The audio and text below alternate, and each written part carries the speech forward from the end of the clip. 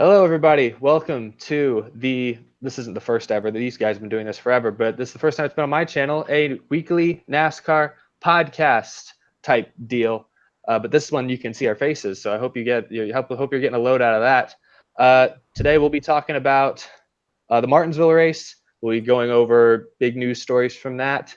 And I say I'm joined by a couple friends that do this every week, and this is only the second time I've joined them, but I'm excited to be here once again, so I'll throw it over to them.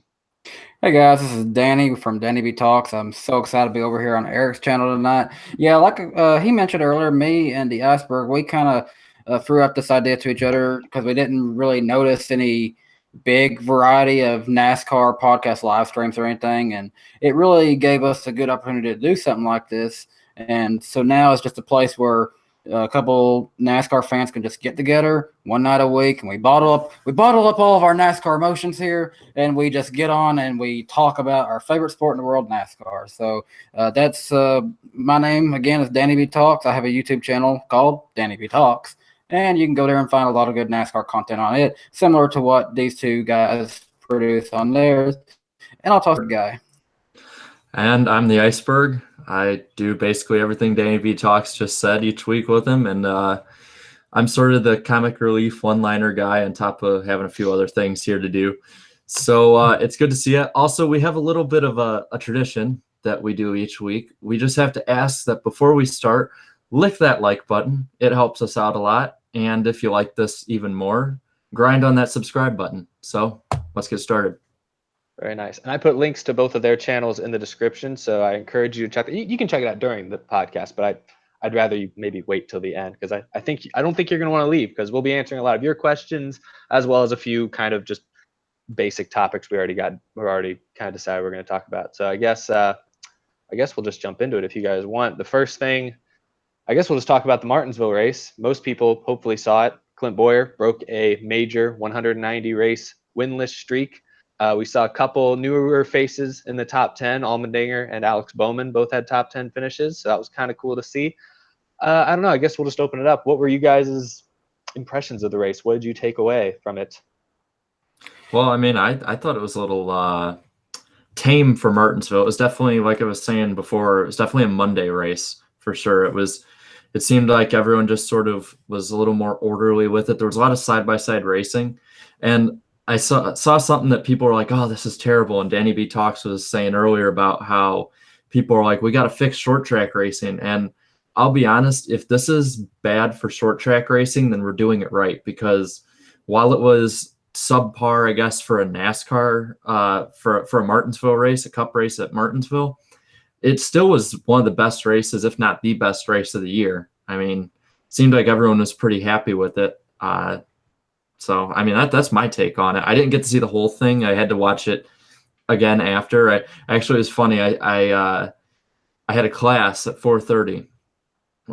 And so I'm sitting there in the bathroom. The Wi-Fi is horrible. So I'm sitting there on horrible Wi-Fi. Basically, it looks like it's filmed on a potato, having to watch the last 30 laps like in a bathroom where we can actually get good Wi-Fi comparatively. So, but it was pretty good. I like the Bowyer one because he's one of the more likable guys. And I saw that Harvick put on Twitter that the average age of winners this year is 38.5. Now, he skews it a little bit, but I had to wear tonight this shirt that said it's a John Wayne shirt. It says "Old Guys Rule," just in a little bit of a tribute to the old guys winning in Cup these days. I didn't notice that. That's a nice touch. I like it. Well, the back of it's even better. I won't turn around and show you it, but there's a quote. And it's a good quote to live by.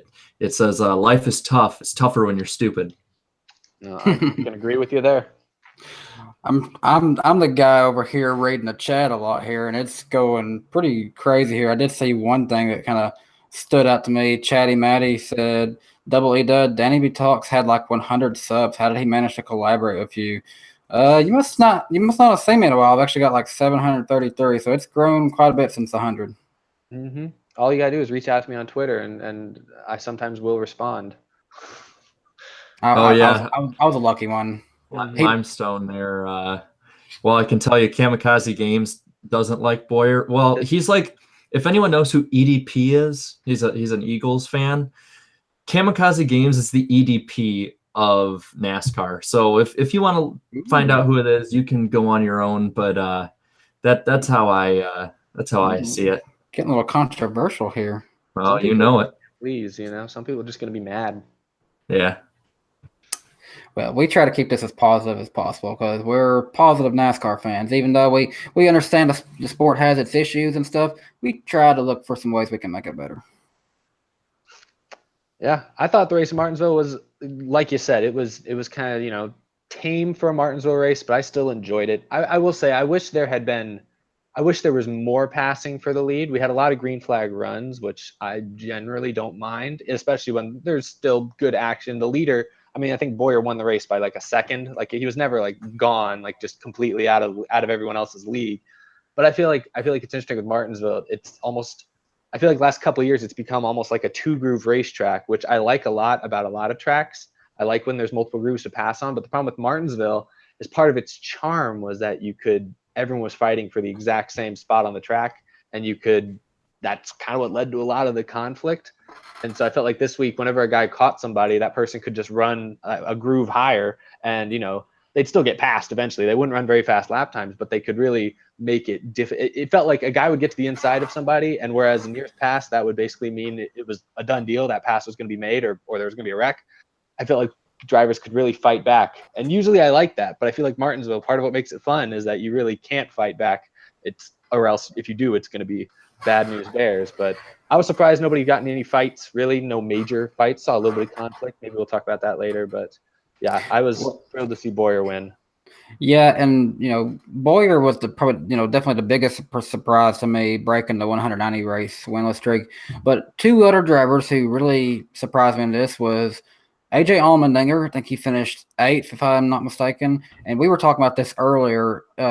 It seems like with tracks like, with short tracks in general, those who can usually run really well on a road course seem to have good success on short tracks, and it might be because of the similar style to braking that is involved in both of those. Because if you look at people like Marcus Ambrose, other than Watkins Glen and Sonoma, his best track was Bristol Motor Speedway. He had a lot of good runs where he got top 5s at those tracks. And then obviously AJ Allmendinger is probably our new number 1 road course guy, so to speak, now that Ambrose is gone. And he had a good run, and even Danica Patrick had some decent runs at Martinsville in the past. Yeah, I think it's like short track racing, especially like Martinsville and Bristol, but especially Martinsville, it sort of has that same formula as like a Sonoma, where it's you got to take care of the car, you got to make sure you don't get all beat up early, but at the same time you also have to take care of the brakes. And I think that really, it's like you said, it's shown with whether Ambrose, he's done well there, Danica actually looked competent there.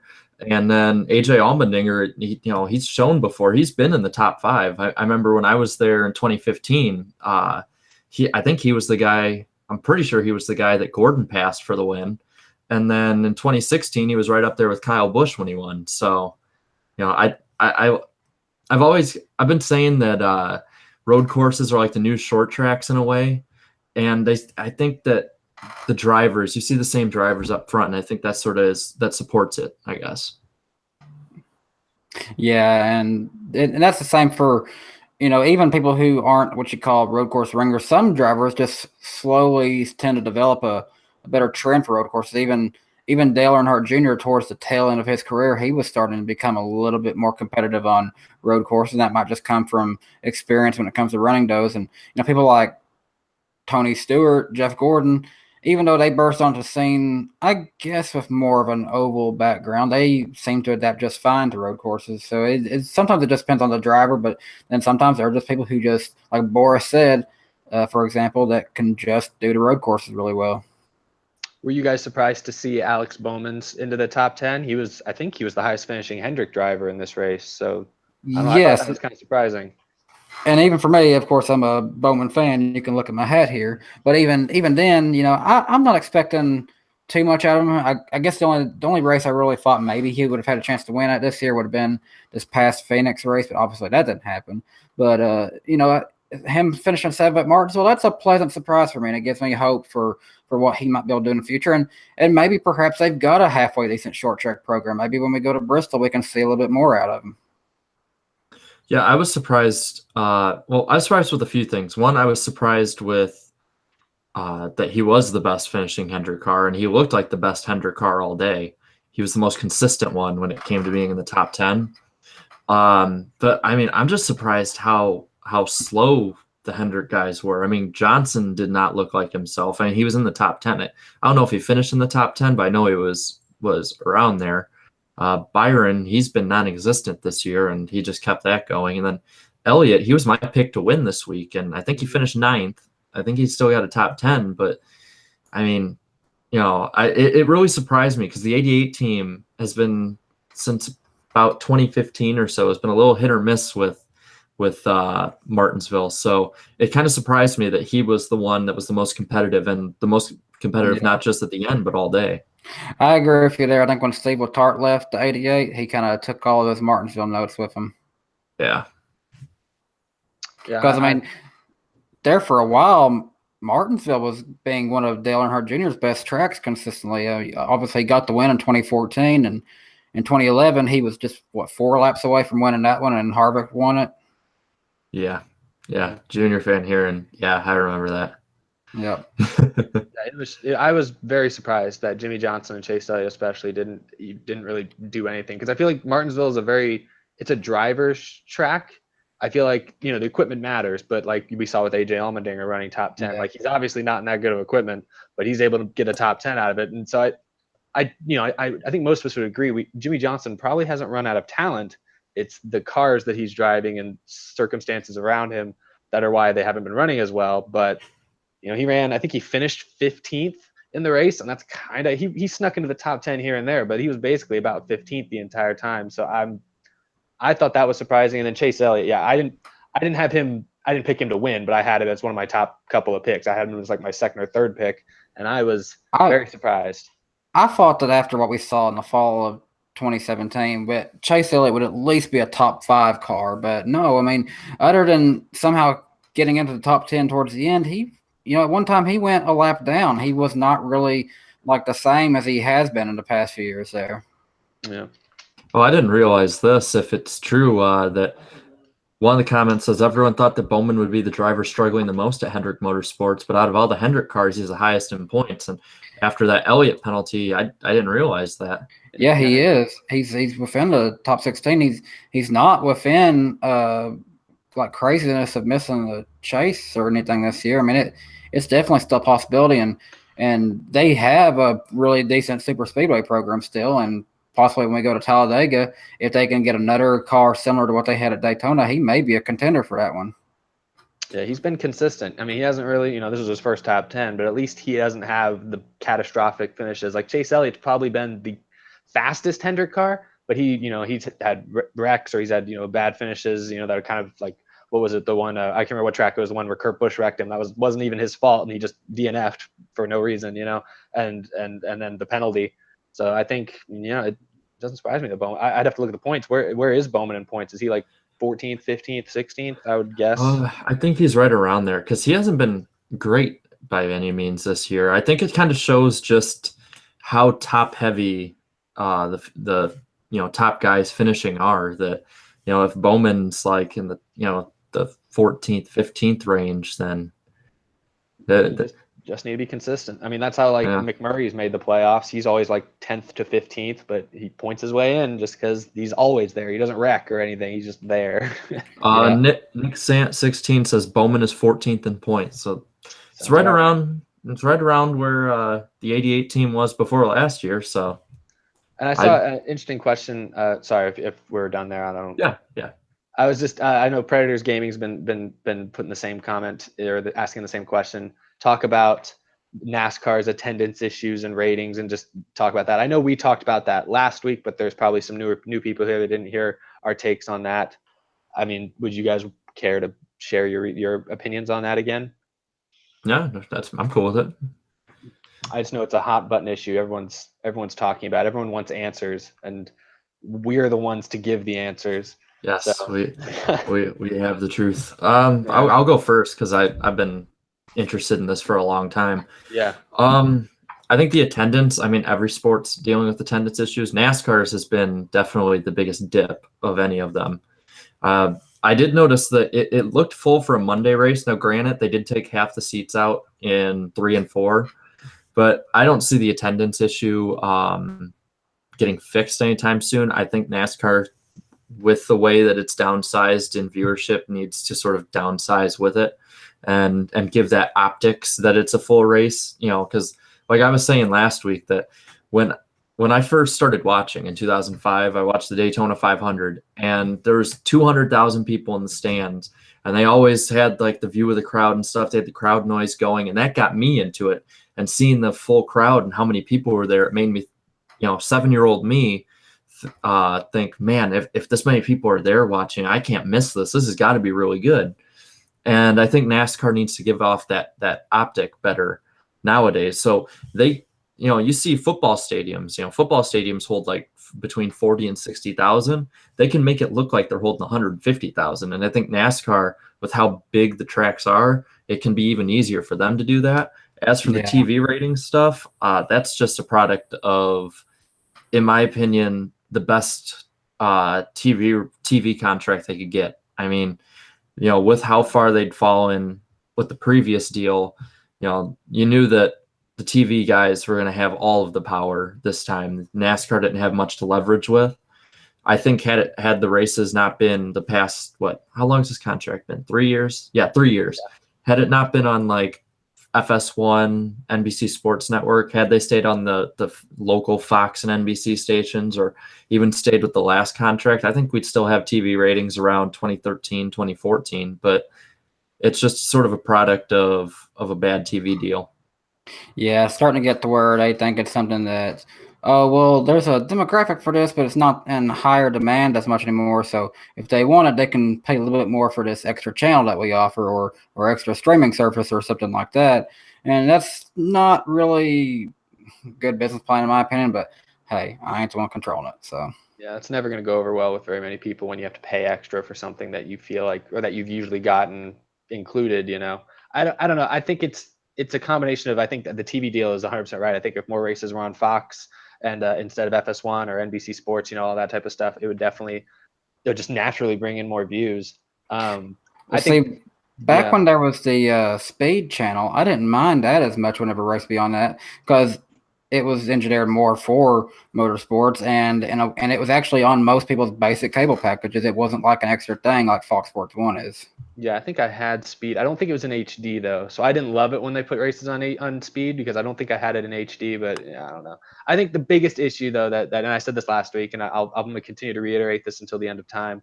I think the biggest issue NASCAR has, and it's not really anything they can do much about directly. I like what you said though, Jared, about NASCAR kind of needs to downsize itself with the slightly decreasing audience, which I know we've talked about, as like including maybe more short tracks on the schedule, that type of stuff. But I think the biggest issue is in the last 2 or 3 years, which is what a lot of people have been talking about. That's when we've seen a little bit of a dip, or at least no gain. We've had Dale Earnhardt Jr., Tony Stewart, Jeff Gordon, Matt Kenseth, Carl Edwards, 5, 6, 7 of the biggest name drivers leave, just walk away. And I think especially this year, we've seen a more significant drop with Dale Earnhardt Jr. leaving, because, Dale Earnhardt Jr., he had a lot of fans, and, most of them stuck around for sure. And they've latched on to other drivers, or they're just, kind of watching the sport because they like racing. But some number have stopped watching probably, or have maybe just tuned in here. They maybe watched part of the Daytona 500 and then tuned out. Maybe they watched the beginning of the race when Bowman was leading or something, and then they're like, oh, idiot's not winning. He's no junior, and they turned it off. I don't know.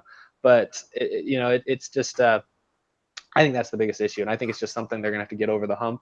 I think if one thing that would really help is if they had at least 2 drivers under the age of like 25, 26 in the Final Four this year. If we get to where late in the playoffs we're talking about Larson, we're talking about Chase Elliott, or any of those guys, that would be great for the sport. But unfortunately, like you mentioned earlier, Kevin Harvick's tweet, the average age of winners in the Cup Series this year has been 38 and a half. So we're not really seeing the young drivers succeed the way NASCAR would like them to. But I think, the sport's never going to be as big as it was in the late 90s, early 2000s, or even maybe the mid 2000s. It's probably never going to get back there. Let's be real. But I don't think it's in any major danger, or at least nothing that they've done to themselves, really. It's just the natural circle of life in sports, I suppose. The big names will leave. Michael Jordan had to leave the NBA at some point, and they had LeBron James to fill in the gap. You're hoping that now that Jeff Gordon, Dale Jr.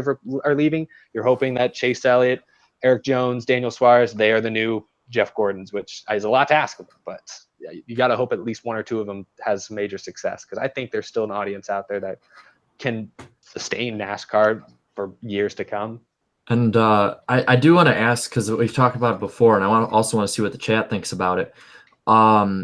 Your opinions on streaming online, because I think that's where it's going. TV, whether we like it or not, is dying out, and everything's moving online.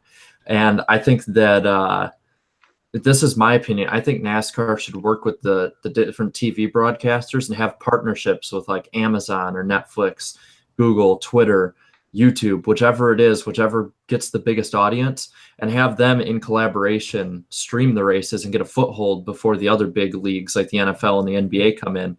That way NASCAR has sort of a way to get ahead, because NASCAR always does this thing where something happens, like social media becomes big and they react to it. They're always very reactive. They're never proactive unless it's with, well, even with safety, they're reactive. With Dale Earnhardt dying, I think this is where they need to draw the line and be proactive with their guys. Right. So I want to see what you guys think about that. And one organization I want to talk with about this, who was one of the first to really take advantage of this back in 2013 or 2014, one of those, the WWE took advantage of streaming on their own for the first time, and they launched the WWE Network. And in this case, you pay $9.99 a month, and you get all of their original content. You get to go back and watch any of the shows from the past, pretty much all the pay-per-views, a lot of the old shows that were on TV, and you get to watch their monthly pay-per-views and big network specials live on the network. I have always said that I wish that NASCAR would do something kind of like this, in a way where you can go back and watch previous races from years in the past. Like if you want to go back and watch something from 2001 for a certain price or whatever you're paying each month, and then be able to watch your races, and it'd be a constant crew that NASCAR has laid out, and you're not always changing things up with networks. I would love if they could do something like that, and that would be a great idea in my opinion. I feel like it would be a good step in the right direction. But the thing is, where you've only got so many of NASCAR's demographic that I feel have really advanced in this more of a modernized world, it'd be a little bit hard at first, but ultimately for the future, though, that would probably be a halfway decent idea to consider. No, I think that'd be really cool. Especially, I like the idea of being able to like go back and watch old races kind of on demand. That'd be really neat to have that option. I'd pay for it. Like, and then to talk about streaming, I agree. I think it is smart for NASCAR to maybe try to jump on that bandwagon, maybe before some of the other major networks have so much. It would definitely maybe not be wouldn't work out great at first, but I think for the future, that'd be the best plan. I mean, I don't have cable in my apartment here. I'm living basically on my own. I don't have cable. I watch with my parents' cable password online. So I stream the races every week. So I think that is the way of the future. And, NASCAR, I feel like NASCAR has always kind of gotten grief for being a little behind the curve on some things. I think this would be an opportunity possibly for them to jump ahead, but they may look at it and just say it's not profitable. It's not profitable enough. Like the WWE may be like, oh yeah, makes tons of sense to do that. All these other sports leagues, maybe it makes a lot of sense. I saw in the comments somebody mentioned Formula One, I think, is getting like a channel like that. So maybe Formula One, they see it as profitable enough with their demographic. I'm sure NASCAR has to have looked into it, but maybe See, the only thing that Vince McMahon and WWE have to counteract that is that they have so many shows. Like you see their Monday Night Raw, you see their Tuesday Night SmackDown, and their WWE Network exclusive, but they do like actually 5 to 7. Well, no, not really 7. That'd be 7 days straight. They usually do about 5 shows a week, actually. And that's a lot of wrestling shows, and they scatter them all across the country. There's usually great availability for wrestling fans out there for that. Whereas NASCAR, that's just, on the weekend type deal. And that's something that may be a big difference maker between what they can and can't do, because, NASCAR's only making so much money off of what happens with the track attendance and stuff, whereas WWE makes a lot more off of every one of their shows that they would do. Yeah. Well, okay. I've been looking at the comments. What Chase Elliott fan? I think he asked this a couple times now. What are your opinions on Cup drivers? He says hauling the lower series. I think maybe he means like hogging the lowers. Anyway, what do you guys think about? Do you guys like Cup drivers like Kyle Busch, Joey Logano racing in the Xfinity series, or do you think it's annoying and wish it would stop? See, for me, it's odd because I feel like some drivers like Kyle Busch have really overstayed their welcome. Like they've proven they can continue to do that. But then you've got some drivers that are still at a point in their Cup careers that I feel like they can still come in every now and again, like Eric Jones and Chase Elliott. They're still young enough that they could make a few more appearances, in my opinion. But then you got some people like Dale Earnhardt Jr., who's making a one-off appearance at Richmond. People like that, if they're just making one or two appearances here and there, it's great because it gives lower drivers a chance to really compete against the top level talent. But do they need to be doing it on a weekly basis where they're the ones who are getting the most wins a year in the lower series? Maybe not necessarily, but maybe here and there it's not such a big deal. But again, like I'm sounding hypocritical, so you got drivers who have been in the Cup Series for years now. That's the ones that I feel should be on more of a limited basis. But then you've got some drivers who I feel still need to develop their talents, like Ty Dillon. He does a lot more Xfinity Series races because of the fact that, quite frankly, when it comes to Cup Series competition, he's still not even ready. Yeah, I'm kind of with you on that. I always think it's kind of like pick your poison. Like, everything is good. Like eat a potato chips. Like they taste really good, but you have to eat it in moderation. And I think that's the same way with Cup drivers going to Xfinity, and they don't do it as much in the trucks anymore. But moderation really with it. Like, Kyle Busch doing 30 of the 33 races, no one likes that, or Logano doing 20 of the 33, no one likes that. Then you got, like you're saying, Junior does one-off events, or like Johnson once in a blue moon will come down there. It's like, that's good. And I like that better because it's sort of, especially when they don't have a lot of hype behind it, and you look on the entry list, you're like, oh my God, Jimmy Johnson's racing this week. It brings a little bit more, how do I say, it's like pizzazz almost, a little more hype to the race, and it kind of gives the younger drivers something to race at. Whereas for a few years there, when it was like Carl Edwards, Brad Keselowski, Joey Logano, Kyle Busch, I name like probably 6 or 7 others, but it seemed like the Xfinity guys or the truck guys, they were just racing for 5th. Like whoever could finish like 5th or 6th, that great day. And so I think NASCAR has taken a little bit of a what do you call it? An approach to it of, you can't do certain races, you can't do playoff races. I like that. I think that there should be sort of a cutoff. My uncle came up with this like about 10 years ago or so. He was saying, after 50 starts, you can only do like a quarter of the races. And then after like 100 starts, you only can do like 3 or 4. So, that's sort of what they're doing now. And yeah, I mean, if they're every week, no, it's not good. But if it's in moderation and it's once every now and then, and they're not winning every single week, I'm cool with it. Just because while it's not like the NFL in college where you can't, where NFL players can't just go back and play in college, it's to the point where I think that they need a little bit of that competition, but at the same time, they don't need to just be dominated on like a 5-year-old playing against an adult, Yeah. Do you guys like the rule? The kind of updated where I know they don't let Xfinity driver or Cup drivers come down and during the Xfinity playoffs. I know they don't do that anymore. Do you guys like that rule, or do you want them to see them even go further with that? Or I like that rule. I think it's good. And I'm doing a quick timeout here because I'm just noticed something in the comments. We got a lot of drama here going on with JMB. JMB, no offense to you, man. I'm sure you got a great channel and all, but it does look like you are trying to get people to, I guess, focus more on you. I mean, no, nothing against it. If people want to go check you out after the stream, that's good and all. But you might want to just chill it out a little bit. Looks like people are getting a little bit upset in the chat. Yeah, just keep it chill. You guys don't have to completely focus all your attention on us, but we're trying to at least scan for questions that we think would make for interesting comments. So I don't know, keep it relatively on topic, I guess. People Yeah, saying just don't be mean. I'm not trying to be mean. And people saying ban them. I don't think we should ban them. But no, Oh, I no. already banned him on act. I hit him at least, so that's oh, it's Yeah, oh, good. I I'm can't tired of it. stand spammers. Whether even if it's not like a stream I'm on, I can't stand spamming. It's not good for everyone else. So, you know, if you're just doing it to spam, please don't. If you're like a kid, we understand. Just try. But it's like, come on, man. Think of everybody else here. You don't see anyone else doing it, so please don't. Sounds good. So I thought this would be an interesting thing to talk about.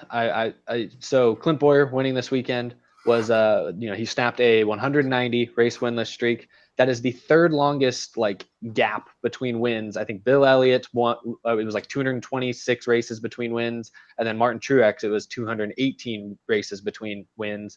So Boyer's third. I thought it might be interesting. The Stewart-Haas racing cars have been really good this year. Could this possibly, much like we saw with Truex when he finally won a race again, it kind of led to a resurgence of his career. Do you guys think that Clint Boyer with this win, maybe, that team looked really good. Could they possibly be facing a similar resurgence that we saw with Truex? Could Clint Boyer be a champion in 2 years? I don't know. What do you guys think? I think it's nothing's impossible in NASCAR. That's for sure. I mean, we saw Martin Truex Jr. become a champion with a team that used to not even qualify for some races. I mean, anything is possible, really. But as far as Clint Boyer, I mean, it's definitely a huge shock to me. I mean, I predicted that he would win this year, but not until after the playoffs really started. Even I predicted he might win like the fall Talladega race. So definitely surprised me from Clint Boyer. And again, Fords have just continued to surprise me all year in general, because we all went into this season thinking, the Chevys and Toyotas are probably going to have the better downforce and aerodynamics. But ever since Daytona, they have been the dominant car this year. Yeah, I mean, I can see it. He's definitely got the talent. I think that a big problem with Boyer's career is, aside from a year at MWR, he's really never been on a top team like he is right now with SHR. And while he wasn't too great last year, he's still at the same time, it's getting ready, getting everyone gelling together. So, it's a little growing pains. So, I mean, I could see it. I'm going to wait for him to win a little more to start saying that he, crowning him the champion sometime soon. But, I mean, he can do it. I don't know. I mean, we were talking about earlier that this is only his 9th win of his career. And granted, Truex wasn't, setting the world on fire before he. I think he only had two. I think he only had 2 wins when he joined Furniture Row, and now he's got 11 or more, something like that. He had 2 or 3. He's getting up there, but so I don't really have too much to add to it. I think he can, but do I think he will? He's got to prove a little more to me. I think he's got to win another race, especially if it's not a short track. If it's nothing against short tracks, but other than plate tracks and road courses, it's kind of a crapshoot. But I mean, if say he comes to Texas and dominates this week, I'll take him for real. So that's my take on it. Yeah, I would agree. NASCAR Racing Fan 2015 said what he really needs is a sponsor, NASCAR's Ugly Duckling. I guess what he was referring by that is that most of the sponsors we do see on Boyer's cars are just I guess you could call it the generic Stewart-Haas racing sponsors. And yeah, he doesn't really have a sponsor that really truly sets himself apart like, he used to have 5 Hour Energy and what Cheerios there for a while. Nothing really is unique. Yeah, nothing is really uniquely Clint Boyer with that team. It's just all the people who just support Stewart-Haas in general. I read something. They got I think it was his team got added a sponsor this week, but I can't remember who it was. I don't know. That's what winning will do for you, though. I'll find it later, but yeah, I don't know. I guess it's definitely too early to say Clint Boyer is going to be great, but this also led into another thing I thought might be interesting to talk about is just Stewart-Haas racing in general, because I know obviously Kevin Harvick has won three races in a row. He's won half the races this season. Clint Boyer's won another one, so it's 4 out of 6 races this year that Stewart-Haas has won.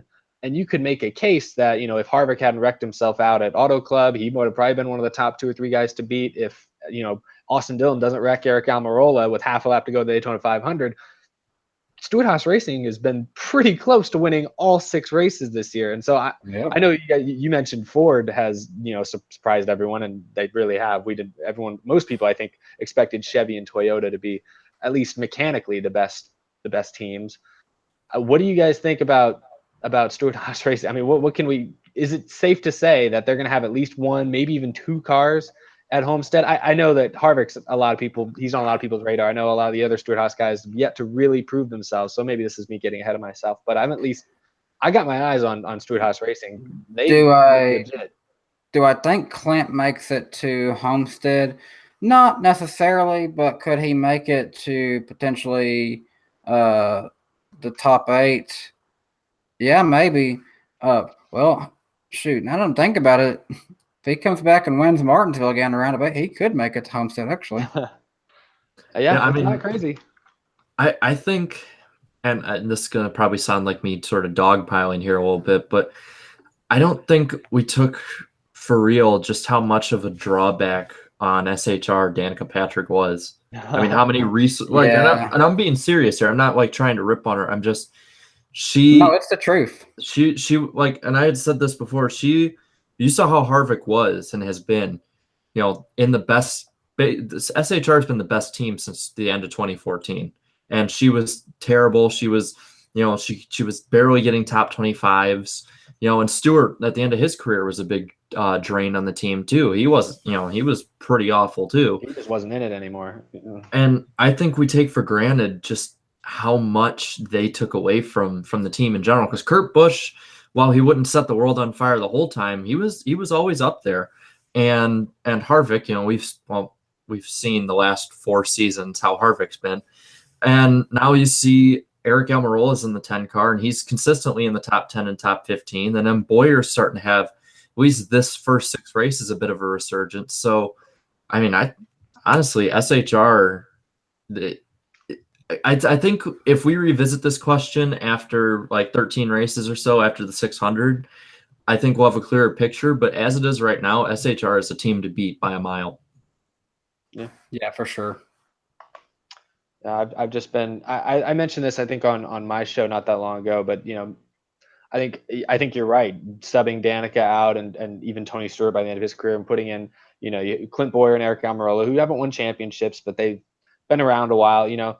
Compared to a lot of the other teams in NASCAR, Stewart-Haas Racing is a team with 4 established veterans. 2 of them are past champions. You look at Gibbs, they have 2 drivers that are in their second years. You look at Hendrick, 3 of their drivers have hardly any experience. These are some of the past really big established teams that have, lost a lot of experience the last few years. And meanwhile, Stewart-Haas has gained a lot of experience. I think that's probably what's put them over the edge more than anything. I don't feel like you see drivers coming in. I mean, I look at like Gibbs, when Matt Kenseth and Carl Edwards left Roush Racing, they fell apart, and Gibbs got arguably a little bit better. Other than that, you don't see drivers making that big of a difference on teams. I think if the equipment's good, it doesn't matter who you put in it, the equipment's going to be pretty good. But with Stewart-Haas, it seems like the drivers, maybe they've made all of the difference, at least this season. Guys, you're not going to believe it. We actually have our race winner, Clint Boyer, in the chat. He says he says he likes buskets, not biscuits, buskets. Great. I'd have to try one of those. What's a busket? That sounds nice. I have no comment on the matter. I'm just sort of going through the chat, and I saw this question earlier, and someone was asking, do we think that Roush will be closed down before 2030? I don't think so, just because of how much money. I mean, I know they've fallen from grace from having 5 teams in 2000 as previous as 2009, but I do think they're going to continue to fall into irrelevancy, because I don't think Stenhouse, even though he's won at the plate track, Stenhouse isn't a franchise driver, and Trevor Bayne is a one-hit wonder.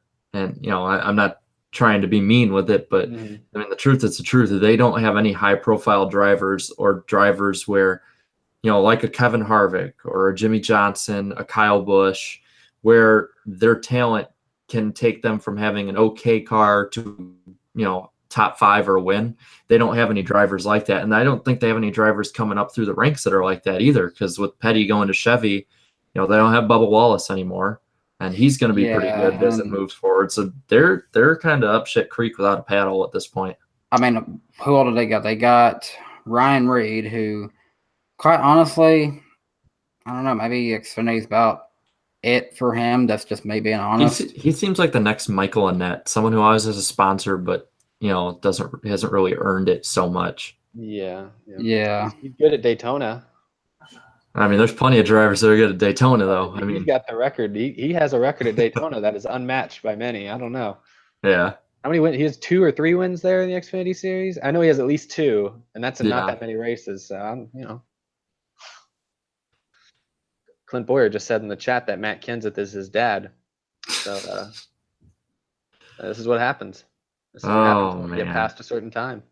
Oh, and while we're at it with weird things, everyone, please make sure to lick the like button. We're about 40 minutes into this stream. We need to have the like button licked a little more. I don't think this is a good view to like ratio at the point, so please do that. Yeah, it says there's 120 people watching. We only got half as many likes. You got double these likes, boys and girls. Come on, lick that like button. What else do we want to talk about? I had one other thing on my list, but I don't know. Did you guys have anything you guys were interested in discussing? NASCAR Reddit put on Twitter that Brad Keselowski's new paint scheme for Darlington. So I mean, looks pretty slick, but I haven't seen it. Yeah, let me see if I can find it because they just posted it like a few hours ago. Okay, I haven't seen that.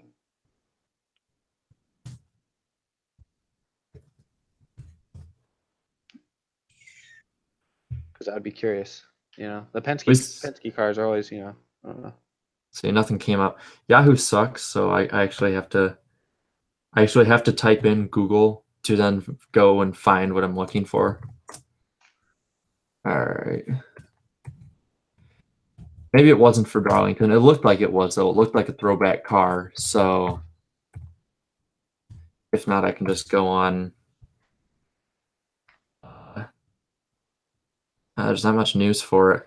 Let me see if I'll go on my Twitter account and see if I can find it. Oh, wow. Is there any? I'll give them credit. They definitely slurped all over that like button. So thank you guys. That's pretty sweet. What are we at right now? I went from like 64 to 109. They have shit. they have what to the like button? I appreciate it, guys. Oh, sorry if y'all noticed my camera went off for a while. I actually had a phone call I had to take, so sorry about that. Oh, you're good. I didn't notice. I was digging around Reddit, but that's okay. It's easy to get lost. Maybe it got deleted or something. I thought I saw something about it, but I can't find it right now. Let me see. Well, if it pops back up, let me know. I thought it would be interesting to talk about. You guys have, I know at least I saw you talked about it. It came up on your channel, Danny, but NASCAR, they postponed this race this weekend for snow, which we don't see very often. I know some fans were like, not happy that they postponed it. They were like, oh no, that it was sunny by the afternoon. Why didn't we run the race? But NASCAR postponed it. Well, it has a lot to do with the fact that, they could get the track cleared off at all, but the stands, that's cold metal. That's going to take a lot longer for that to melt. And stands got a lot more snow than anything. And then the area in general got a lot more snow than they really expected to at all. And you keep in mind, guys, it's not all the emergency personnel. If you never had a chance to go to Martinsville Speedway, they get practically everybody from within that immediate area and other areas outside of the Martinsville area to bring in their emergency personnel. Well, those personnel were needed elsewhere during this snow situation, and they couldn't be at the racetrack. So quite frankly, I think it was a good call, and it wasn't worth having people wrecking trying to get to the track. We would have seen more wrecks on the highway coming in than we would have seen on the racetrack. Yeah, I thought it was an okay decision.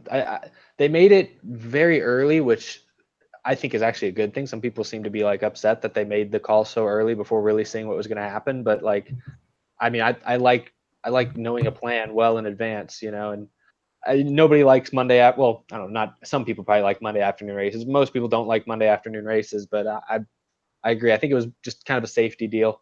Now, if it had been a situation where they got like an inch or two of snow, we probably still would have seen. But no, I think they got reports of like 6 to 8 inches of snow that day. I mean, that's a lot of snow right there. That sticks around for a while. That's more snow than I've seen in my life. Yeah, and when they showed like the cars on the track that were like cleaning it up, you see in the stands it's just white. There's no gap between the seats. And while that might be just something normal for like me being in Illinois, for them down there, they had to pull out all the stops just to get the roads ready to get there. I was surprised. I don't know how warm it was on race day, but it seemed like every time they showed like the hill behind where everyone stays and the train tracks and stuff, it seemed like all the snow was gone by Monday. It was. I mean, that hill's just all in a place where you can get sun. I remember seeing it, and it's funny. Yeah. Before I went, I never really noticed all the houses and stuff that are actually back there behind the racetrack. So I would think that's kind of neat that those people can just look out the door and be like, "Yep, there's Martinsville Speedway right there." Well, I've always said that since going there, that it's like if they built a racetrack inside a high school stadium. It has that feeling of, because like when I went, I was in my senior year of high school, and I was going to all the Friday night lights and all that stuff, all the games on Friday nights. And when we got into Martinsville for the first time, it had that exact same feeling. It's the only professional sporting venue I've ever been to that's had a hometown feel to it, even though I'm halfway across the country from home. I agree with you, because it's more like that one's more like your classic local short track than anything. I mean, I've been to Bristol more times than anything, but that thing feels like I'm going to the Super Bowl when I go to that. That's the last great Coliseum, isn't that what they call it? Yep, the last great Coliseum. Started off as nothing more than, even back in the 90s, it was a lot like Martinsville, just a few stands here and there, but now it's a legitimate stadium now, and we're getting ready to go there in a couple of weeks, so I'm getting excited for that. April 12th, I get to go drive my truck for 5 laps around the track there, so I'm looking forward to that, and that's going to be a lot of fun. But 2 years ago, they brought in the new Colossus TV for the big football game they got. Well, they had to do that just to have the football game, so now that venue is open up for all kinds of things. We went for all that trouble to make it that way. We might as well use that inside area for a few more things. And I remember seeing something a while back that they are probably going to do another football game there in the future, and maybe even an NFL game. My idea is that the Titans could play the Redskins. I feel like that's a good in between for both of those teams. That would be a good one, in my opinion. Titans versus Redskins, just a good, maybe like first of the year game or something like that. Give East Tennessee people a chance to really see the Titans. We don't usually get.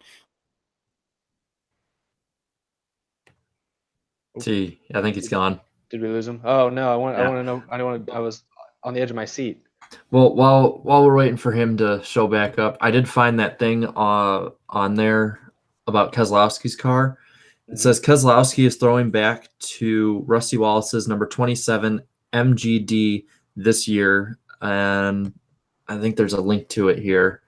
But it looks really nice. It's like that silverish gold color, that's sort of darker gold as a trim and the number, and then a little red stripe, and then black. And I've always liked the black Rusty Wallace Miller Lite cars. So yeah, it's on NASCAR Reddit. It's on their Twitter. They tweeted it about 5 hours ago, but I'm looking at the actual like Rusty Wallace paint scheme. So I'm looking at his car from back in the day, and that looks really nice. So cool. So what happened? Did the stream go away? I think it might have just been on your end. I don't know. You cut out mid-sentence. This happened like a few weeks back, and I don't know why. What's happened after our stream the last week? I was sitting there talking, and all of a sudden I'm like, oh, I'm gone. Crap. And then it just popped back up. Well, anyways, I was getting on a tangent about Bristol Motor Speedway. One thing I said that they might want to do an NFL game, Titans versus Redskins. When I went to the Bristol Motor Speedway season preview event, I mentioned something to a Bristol Motor Speedway executive, and I said, you got all these great events coming in, and they're doing the short track nationals again this year. And I said, it'd be great to one day see a WrestleMania take place here. They'd set an all-time attendance record for that. And the guy who I said that to kind of gave me this sly smile, like, yeah, that would be pretty nice. Maybe we just watch out in a few years. So could be in the works for the future. That would be a heck of an event to see in Bristol, that's for sure. That'd be pretty interesting. I know the Redskins have a little bit trouble, but do the Titans have trouble selling out? Because, I mean, the only thing I could think that they might have a problem with is if they can't sell it out and it looks like it's not full, kind of thing. I mean, I ain't never had a chance to go to a Titans game, but from what I've ever seen, it seems like it's doing fairly well and on the rise. The Titans are definitely getting better. They made it to the second round of playoffs last year. I mean, okay, This is definitely a pipe dream at this point, so no one take it to the bank. But with the Super Bowl has always had the problem of, the size of NFL stadiums. They're always small, like 60,000, 70,000 seats, and they always have this huge wait list and people wanting to buy the tickets to go. What do you guys think if one day they had the Super Bowl at Bristol, seeing how they could fit 150, 160,000 people there? They'd make more money. You can't do it. That has to be the thing about that is they can't host it in a place where the temperatures would be below a certain amount. So it either has to be Really? in a place like Florida where it's going to be warm, or it has to be in a controlled environment. They just had it in New York a few years ago. It's a recent change, though. I feel That's like it'd be tough handsy NFL because players.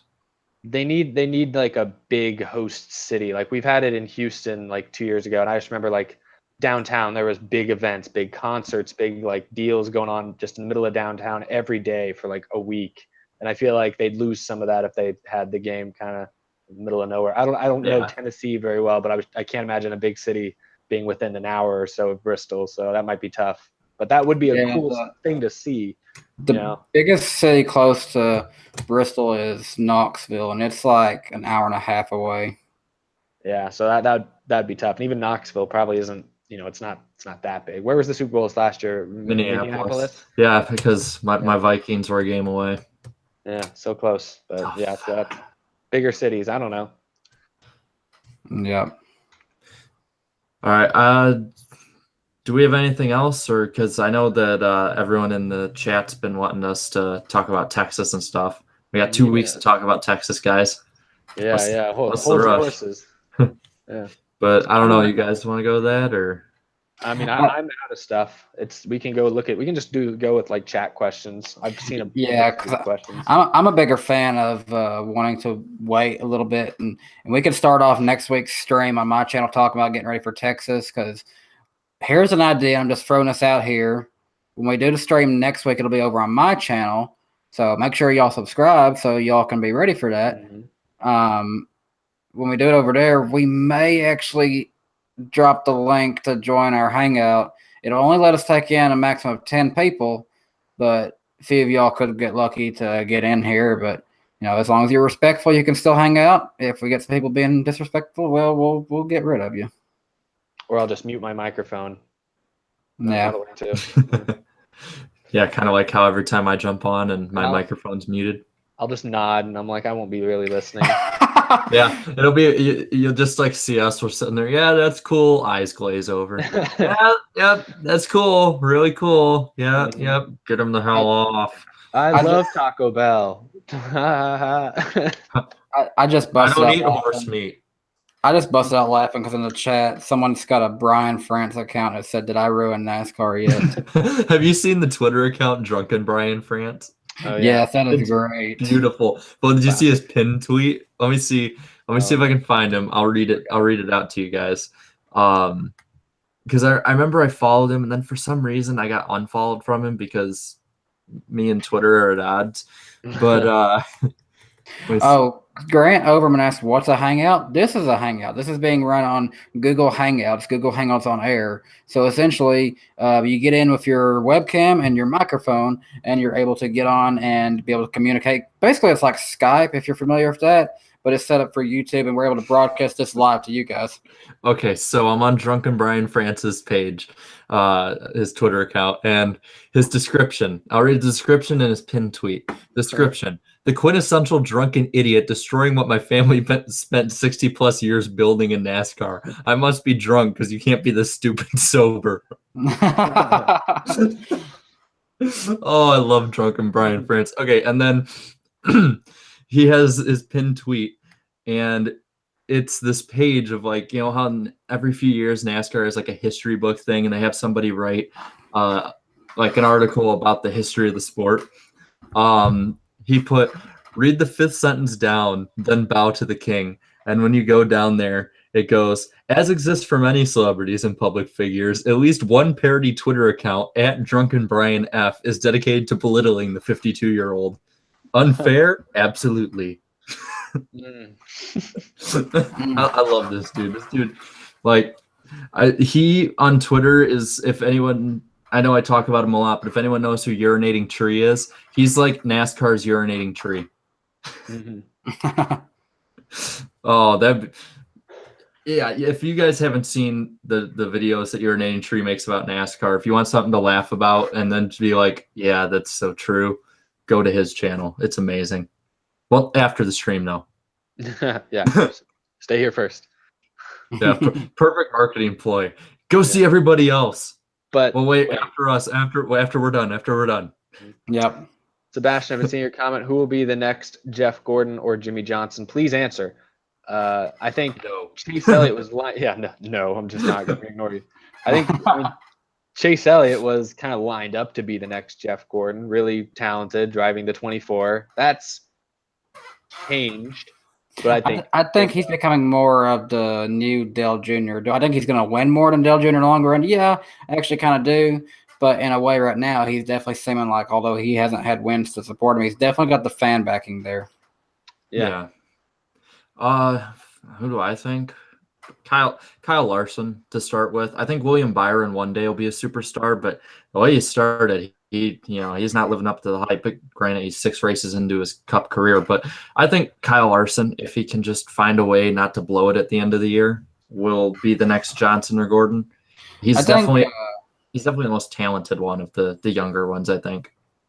I think long run, Daniel Suarez could be a real dark horse to be someone who really has a lot of breakout seasons in him. Yeah, I remember when he started in the Busch series, and the first few races, all I saw him do was crash. I'm like, man, this is the guy that we're hyping up, really? Yeah. It's like, get me in the car, or bring Jimmy Spencer back if we're gonna have somebody crashing all the time.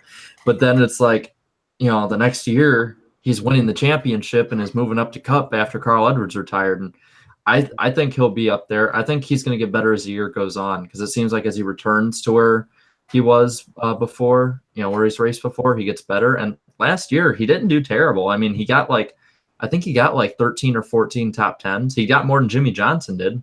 Yeah. So someone asked, do we think there'll be any first-time winners this year? I think so. And I said, Daniel Suarez, I definitely can see him winning a race this year, as well as Chase Elliott and possibly Alex Bowman.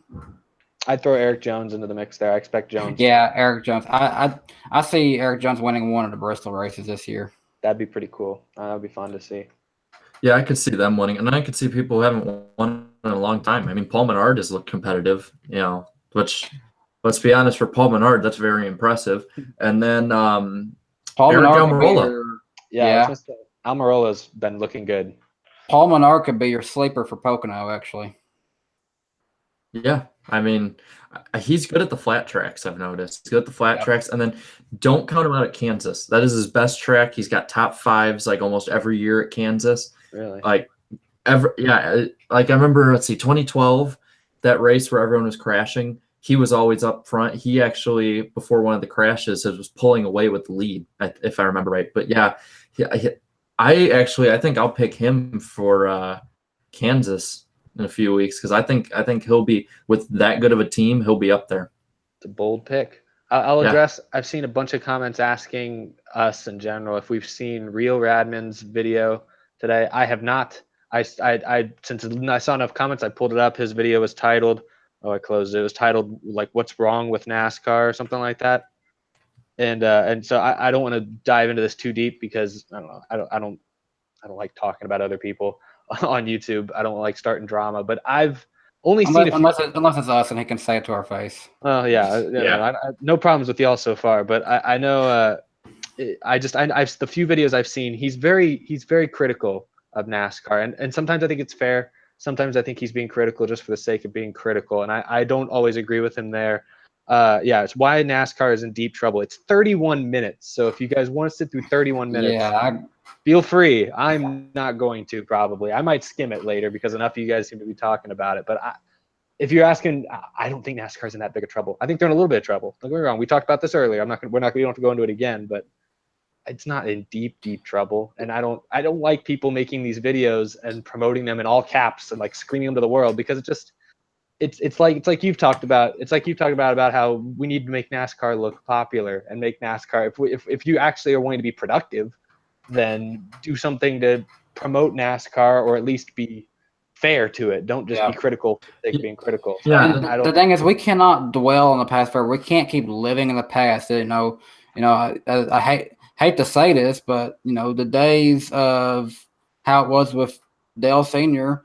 are behind us, and we need to find more ways to actually think of how can we embrace what we have in front of us, because this is NASCAR that we have in front of us, and sometimes you need to learn as a fan to adapt and just learn how to survive with what you got. Yeah, I am very critical of the sport too, but at the same time, like I was thinking about doing an everything wrong with NASCAR video, but when you look that stuff up, everyone's done that, and it's the same points too. It's like it's recycling the same points. Do I agree with a lot of their points? Yes. And do I think they can at least get the feel back to what it was to make it better? Yes. Do I think it's gonna close down tomorrow? No. But that's sort of the problem. Like, I'm cool with doing, like, I think one day I'll do like my dream NASCAR schedule, because I think everyone can do that, and it's not necessarily negative, but it's like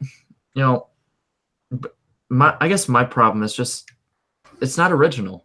It's like when my biggest video was about what would happen if the chase wasn't implemented, and while people have done stuff like that before, I just used the numbers that were on Racing Reference. I had somebody like commenting saying that I only favored the Hendrick guys like Johnson and Junior. Mind you, Junior still wouldn't have won a championship without the chase. And it's like, no, I just put what wasn't out there, or I made a video when I was like, I think 17 or 18, and I was all pissy, and it was right after Junior announced he was going to be gone for the rest of the season. So I think it was like 18, like about NASCAR fans get screwed. And I put like about, the how compared to other sports, there's more commercials and all this BS. And to this day, Okay. I considered it it is my worst video. Time out real fast. I'm not trying to be interrupting here. No, we've got to end some chats here from Brian France, Clint Boyer, and Reba McIntyre. It's getting a little bit on the wrong and raunchy side here. We got to stop that. Oh my goodness, I wasn't looking. I know I saw oh God, what did I just see? Something that was interesting. I agree. I think I don't mind people being critical. That's the point. I don't mind being people critical, but you got to be constructive. If you're just going to be critical and point out the same facts or the same evidence, because some evidence people use is people say, oh, the chase has ruined NASCAR. That feels very opinionated, because I actually think the chase has made NASCAR better. That's my opinion. I think there's problems with it. Don't get me wrong. There are problems with the current format. I hate that you can win a race in February and be locked into. I hate that Austin Dillon is locked into the playoffs right now. That's absurd to me. But I like it, and I think there's a large number of people that do. So that's not evidence as to why NASCAR is failing. So I think there's real evidence, like Dale Earnhardt Jr. leaving and taking his 3 million Twitter followers. Some number of them are leaving with him. That's evidence, if you ask me. The ratings, actual statistically, are evidence. I just don't like. I don't like people when they use the same points, or when the points that they're using are very, very polarizing, or just very. It's very opinionated, and if you're just going to spew one opinion out consistently without having hard evidence to back it up, you're just speculating. I'm not a big fan of that. That being said, I'll probably watch Real Radman's video at some point. I'll at least skim it, get the gist of it, because maybe I don't know, maybe it'll be fun for me to react to on my own channel. Start a little inner YouTube drama war. Yeah, that's how you get ratings up. You start drama with somebody. So speaking of goal should be. Speaking of bigger NASCAR YouTubers, we got Griff Dog in the chat here tonight, and Iceberg, he said one thing for you. He said your Bill Lester diecast you have to the left of you, it is awesome. That is all. But he also thank you. He also said, "Hey guys, hey Eric, how would you fix the chase / playoffs?"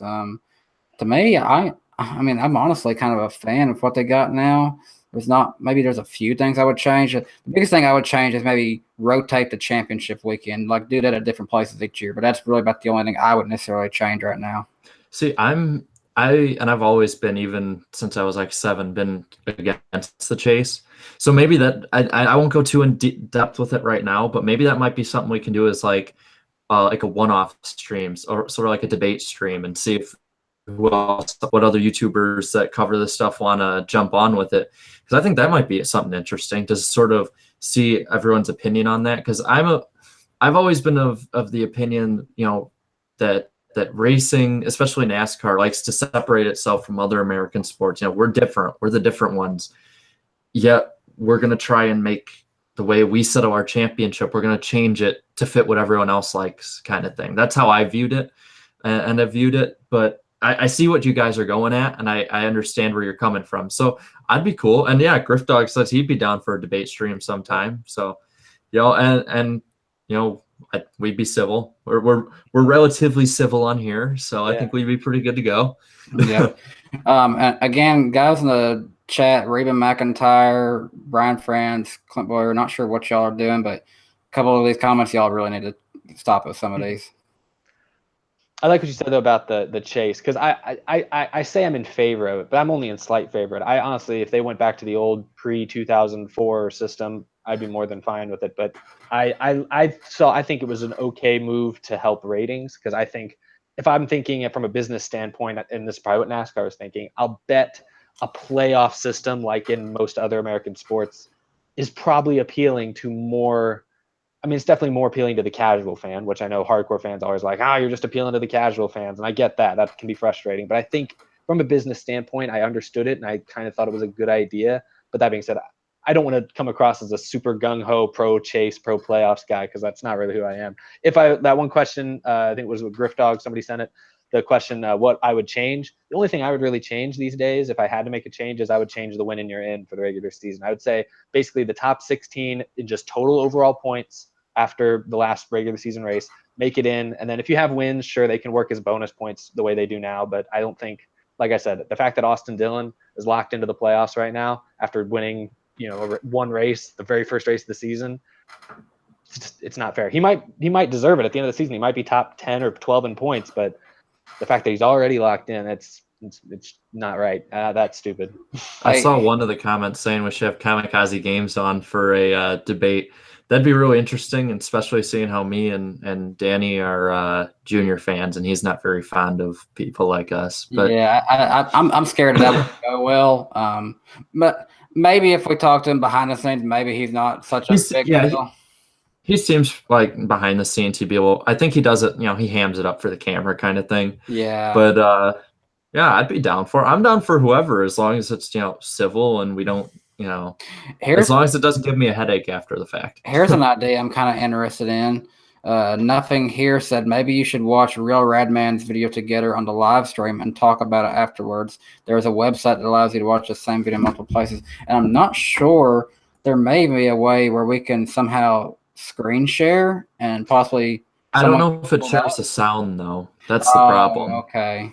Yeah, because I've seen streams before where they screen share the video, but you don't hear any of the dialogue in it. Oh, gotcha. If it was 5 or 10 minutes long, I would say go ahead, but I don't know if I want to sit here and watch it. Yeah, it's 31 minutes, and we can watch it off stream and debate it later, perhaps. I don't know. Yeah, maybe we can probably do it like off stream over. Well, I can't over the weekend, but maybe like next week or after this or whatever it is, and just. I don't know, just sort of give our thoughts on it and then give like a 5-minute synopsis for the next stream. Yeah, I mean, so we off weekend this week. We probably won't have a whole lot to talk about next week, so we can just take a couple minutes and recap. So stay tuned. See, I feel like we keep talking about how we're not going to have much to talk about for the off weekend, and then like some bombshell thing is going to come out. I still think that sooner or later Jimmy Johnson this season is going to announce retirement, even though he signed the contract. Yeah, that would be a bombshell. Mm-hmm. Let's see. Here's a good one. Why don't the Truck Series and Xfinity Series race at Sonoma? I don't know that. Yeah, I don't know. Yeah, I really don't know why. There's a couple, like, what is it for the Sonoma weekend? The Xfinity Series actually goes to another road course. Yeah, I think they go to like Mid Ohio or Road America. I think. Could it be a logistical deal? Is like Watkins Glen, Sonoma? Are they just kind of really only set up to fit 40 teams? Like some garage areas maybe just aren't big enough for a multiple series. I don't know. They might be, because I know the infield has like a drag strip in it too, so there's not much room in the infield. And I know they have the ARCA cars around the same time there, different years. So maybe. I'd like it. It's good racing. I'm gonna have to go really quick. I'll be right back in just a second. I'm gonna go get a snack because I'm extremely hungry. So carry on, guys. Okay. Yeah, Yeah, no problem. I didn't even bring me a drink. I'm gonna have to go here in a minute, but I'll wait till he comes back. Yeah, you better not leave me alone on this stream. Anyway, Nope, you'll be all by yourself. oh yeah, we saw how that worked out with the second stream. Let's see what we got in the chat. See, I think based on the people that I've watched before, I don't know what you guys watch outside of the NASCAR stuff, but the people I follow, they sort of just have like, it's basically shit posting streams. So I'm a little more used to this kind of stuff on the chats. I saw somebody ask, who are you talking with? And once again, I'm DannyBTalks. I'm on YouTube as DannyBTalks, and he should have a link to my channel in the description. And same for the Iceberg who's here with me. Yep. And like we said before, I think it's been a few minutes now. We might want to lick that like button. Yep. I think we're at 126. So we need to make that ratio even better. Yes, for the last time, Reagan McIntyre, I have tried Smoky Mountain Barbecue. It is delicious, but that's it. No more of that. No, it's just have you try my Smoky Mountain Barbecue. I'm reading this in her voice too. That's the sad thing. Smoky Mountain Barbecue. Yes, urinating tree. That's a good channel. Let's see. I like the Bill Lesser diecast. Thanks. My dad got it for me about 3 years ago now, and it was actually pretty cool because I was at one of his 2 cup races. I was at the Michigan race in 2006 that he was at, so that was pretty cool to see. And I rooted for him in the Truck Series for a while. Let's see. Iowa replacing the second Vegas race. Yeah, I don't even think Vegas should have a second race because they can't sell out anymore. They have lower ratings and the racing is boring. I would take Iowa. Let's see. I think the Iowa needs to take one of the Pocono dates, and I've said that before. Yeah, Pocono's. I only wanted Pocono on the schedule to be twice, to be honest with you, because Junior was like, taking over the world there. But now that he's gone, I'm completely fine if Pocono were gone. What about Black Flags Matter? I like him. I've been trying to get him on the stream, and he hasn't responded. So if anyone knows him, just tell him to get in contact with me. My email is in the description of my channel. I'd be cool with him on here. Same for mine. It's on there. As long as it ain't spamming me, I can report it as spam. But if it's not, then I'll be glad to look at it. Hey, Eric, Alaskan Yankee wants a cookie. So I'm sorry, guys. Just wanted to let you know. I'm usually a lot more professional than this. I'm sorry. I was hungry. Well, see, don't worry. You're with me. I'm not very professional. What I like about these streams, it is just, people our age, about 20-ish, just chilling out, being ourselves, and if you gotta eat something, you gotta eat something. And if I have to go get something real fast, I gotta go get something, and I do have to go get something. So I'm gonna leave you all for just a little bit. Well, I'll keep talking then while you do that. Yeah, if you need more incentive other than the streams and whatever we talked about to subscribe to me, I said last week that when I hit 1,000 subscribers, even though I don't want to watch it, I will record and post my reaction to watching 50 Shades of Grey for the first time. So if you need incentive to torture me, please subscribe.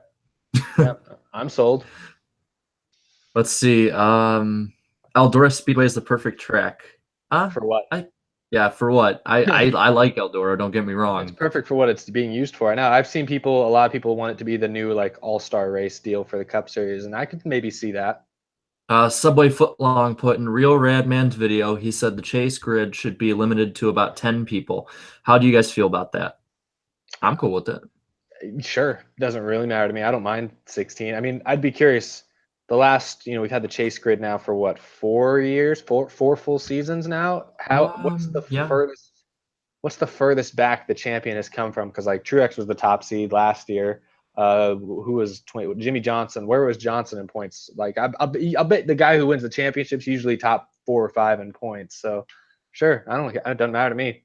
I think Kyle Busch, I know beforehand, was way back. I still, and people can attribute this to me being a Junior fan or whatever, but I'm sort of at the, he wasn't the old school. He wasn't in the whole schedule. It'd be like if because NASCAR solved this problem if the driver's gone and the team doesn't get completely, just penalized for it with the owner points championship, and you have people winning the owner's points championship and instead of the driver one, and that's sort of one for the whole team. It doesn't get as much press, but they still have it.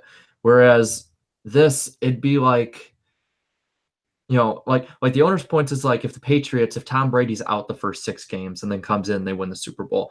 Whereas this is if the Patriots only play 10 games and then they let them in the playoffs and then they win the Super Bowl. That's sort of where I come from with it. And that was actually when it was announced in 2014, that was the thing. I was like, somebody can skip half the races, or be out for half the races and hypothetically win the championship. And a year later it happened. So I don't know.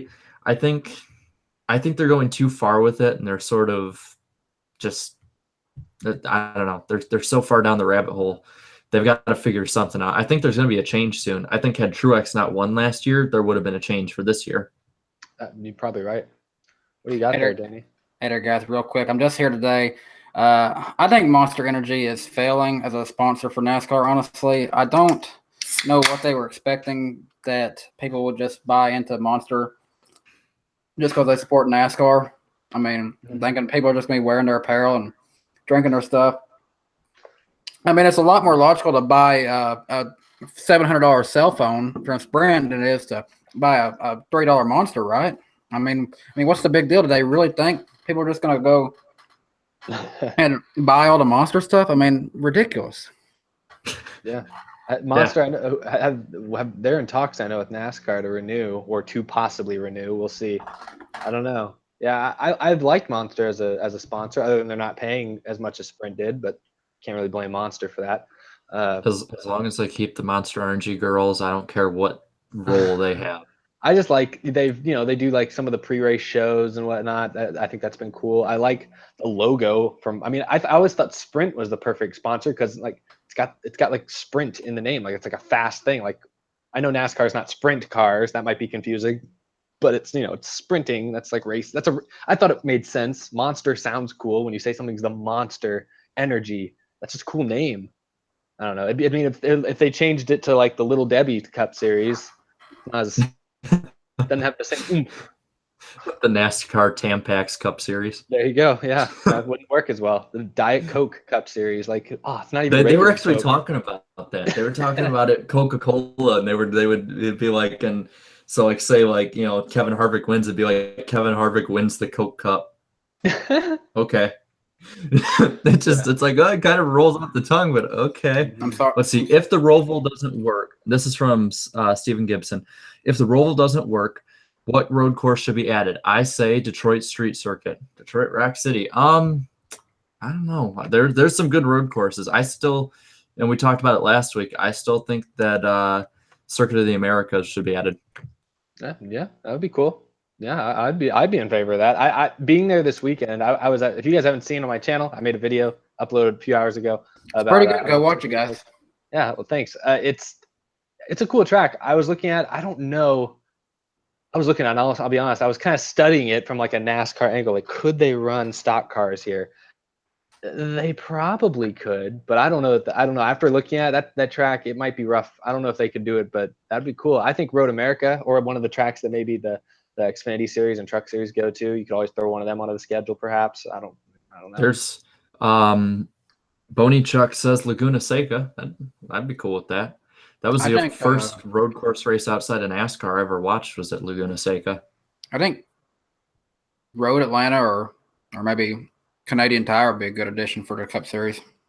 What William Crossland says, Virginia International Raceway, great road course with stock car use, or also Pikes Peak. I would love if they brought Pikes Peak back because they need someone out, around Colorado, and through there. It's like that little gap between the Midwest and the West Coast that they just don't have any presence there, and I think they could get a footing there. If anything, in Colorado, they could have weed at the vendor places. I'm sure that would be a very high seller. I don't know how big of a draw that would really be, though. I don't know if it would draw me in per se, but I'm not what they're going for. I think it only holds like 20,000 people. It's pretty low. It's kind of like Iowa in a way. So it would make it look full, even though not many people were watching it, and it'd be a short track for people on TV. Work a flop. Clint Boyer wants the winner this weekend. Clint Boyer wants you to dab, Eric. Mm-mm. So this is a moment. Yeah, this is where we see how much respect you have for yourself. No, yeah, the respect for me through the roof, but the last time. I'm going to continue to eat my Girl Scout cookies if you don't mind. Someone said they should just repave Rockingham and build a Bristol-style grandstand. What do you think? Sounds good, but someone's got to pay for it. So whoever brings up the money, they can do that. I've seen Milwaukee Mile a lot. Only 100 miles away from there, so I'd be not even 100, I don't think. But yeah, that'd be. I was talking about last week. I wish they'd bring that back just for the fact that I can see some friends up there and I don't have to go too far. North Wilkesboro. Bring back Rockingham and Wilkesboro. Yep. I saw there. You guys might have seen it because it was pretty. It was trending. I don't know if it was trending on YouTube, but I saw it around a lot. It was this guy on YouTube does like an abandoned series of like abandoned places, and he did a cool video not that long ago about North Wilkesboro. Yeah, I've seen that. Yeah, I saw that. It was I thought it was kind of just. I mean, it was depressing, but also really kind of neat to see what it's become, what it looks like. Okay, Brian France, that has got to stop. We got to stop him. I'm not even going to repeat what he just wrote in the chat. That has got to stop. Come on, man, dude. Keep that in your private life. There are some kids who watch this stream. Okay. Bright Sun Films. Yeah, that's who it was. That's the guy who does it. I actually subscribed to him not that long ago, partially because of that video. I thought that was a cool video. I think somebody also did one where they flew a drone over, and they were like flying through the track and stuff, and it was like. Watching some of the I've watched some of the old races, when I'm bored on like a Thursday afternoon or something, and it's like, man, that was a good track. That was a casualty of NASCAR growing way too fast.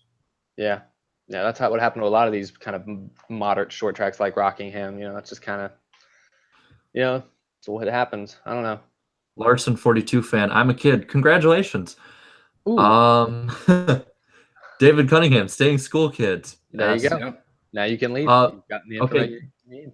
The Burninator. He's put this a few times and we haven't answered. Uh-oh. Your favorite underrated driver? Ooh, now that's a good question because there are a lot of underrated drivers out there.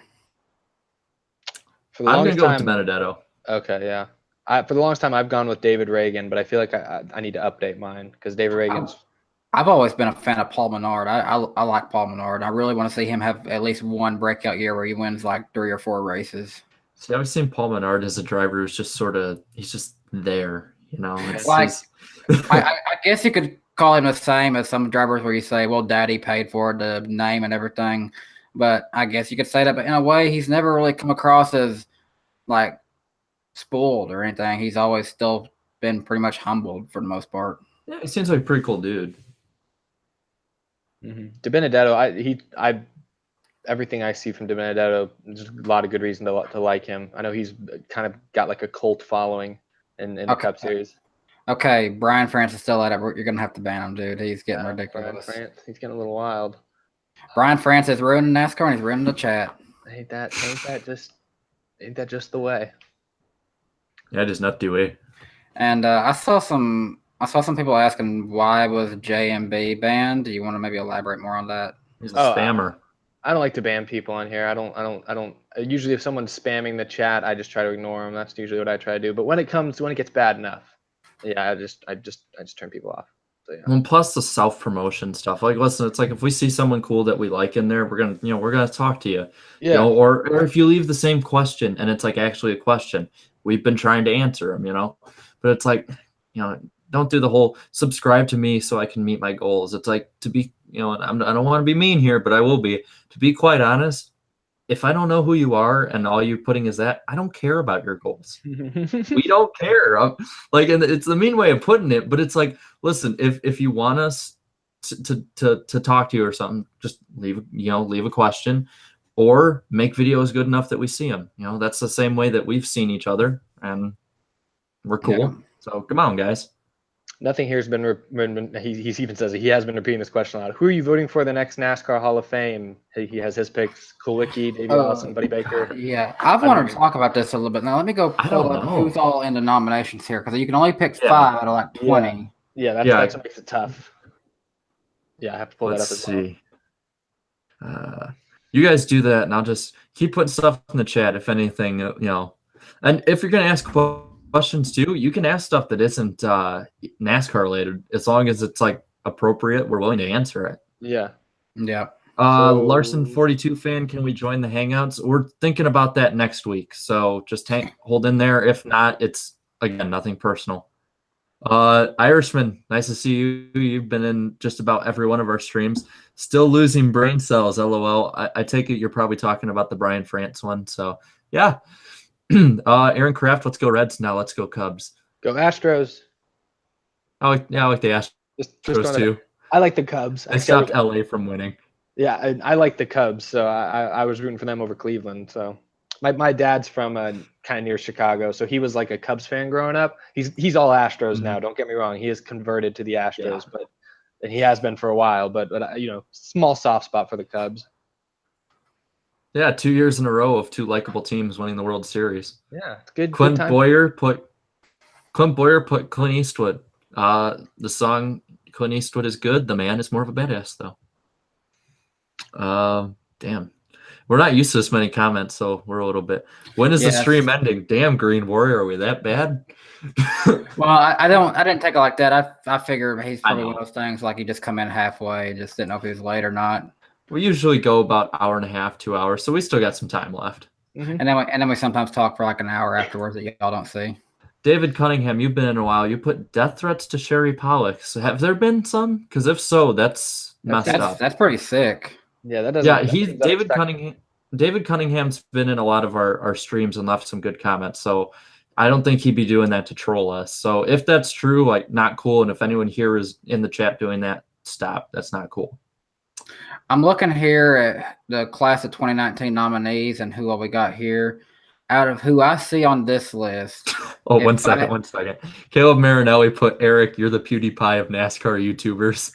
I don't know if that's a compliment or not, but all right. That could be taken multiple ways, but he's also one of the more annoying ones in my opinion. That's just me. He's controversial. Well, I don't know if he's controversial, but his content has changed in a bad way to me. People either love him or they love to hate him. I enjoyed him back in like 2012, 2013, but his channel has gone downhill for me. I'm looking at the list for the Hall of Fame inductees for this year, and I got to ask, like, how does the Hall of Fame work? If you don't get in this time, are you still on the ballot for a few years? Yes, because there are people who was on the nominee list, like in the past, they're still on here. They only add 5 more. When we induct 5 more, we add 5 more. Like this past one, Jeff Gordon was brought in as a new nominee. Okay, because I'm seeing like names like Bobby Labonte. I feel like he's probably been on it for a while, and I feel like he should make it. I don't know. But for me, out of the people I see on here, I would have Alan Kulwicki. I would have Bobby Labonte.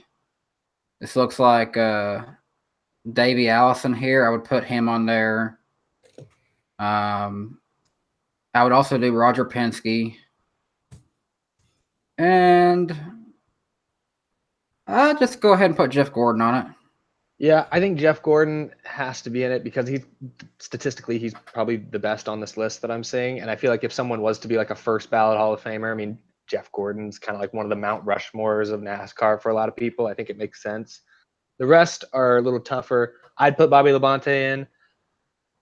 It's tough between Jack Roush and Joe Gibbs as owners. I feel like one of them should be in. I would give Jack Roush the edge as of now, but I think Gibbs will probably make it in at some point. It's funny you went with those two, and I went the opposite direction of Penske.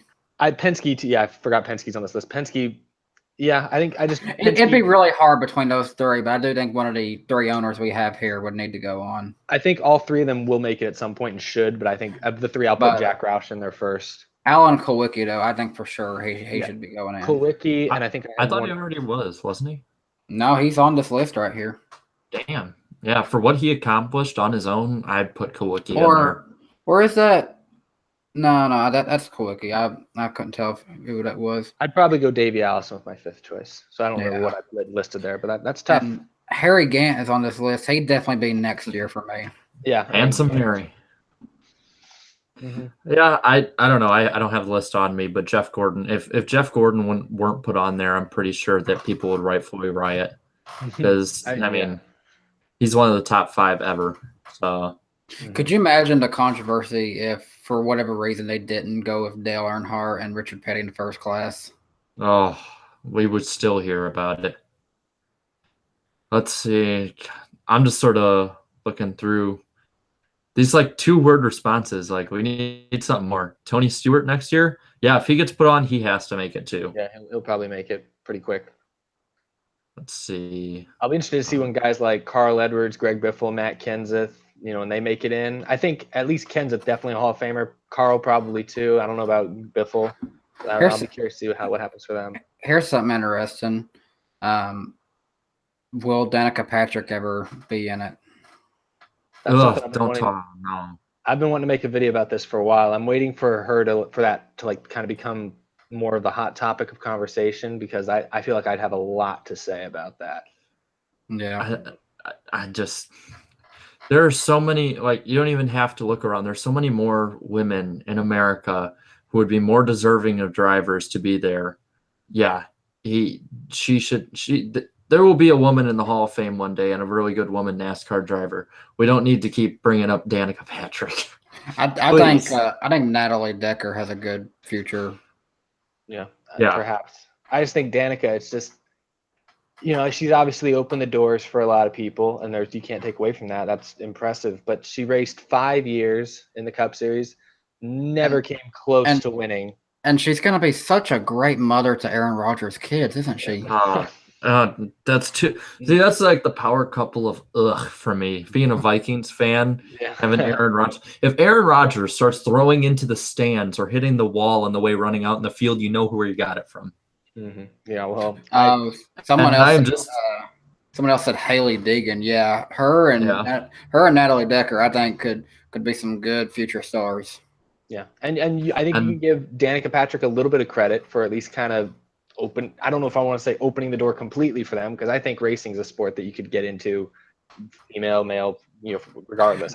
What's good about Deegan and Decker, they're doing it in a better way than Danica really did, because she started off in more of an open wheel presence with like karts and then Indy cars, 2 separate things away from stock cars, whereas these girls started more in late model competition and dirt track racing. That's more what that's probably going to develop them a lot better in terms of developing into a NASCAR driver. Sorry for burping right there, but I think their background would probably serve them better in terms of NASCAR competition in the long run.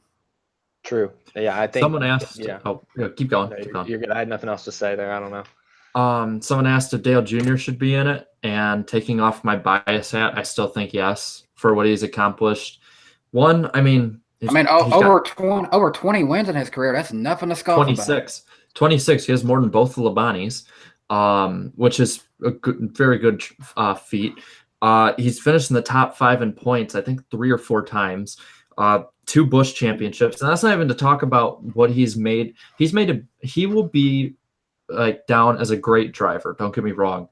I think he'll be, in 20 years' time, will be known as one of the best owners of all time for the talent he's brought in. I mean, just think Truex, Denny Hamlin. He was the reason Hamlin got in.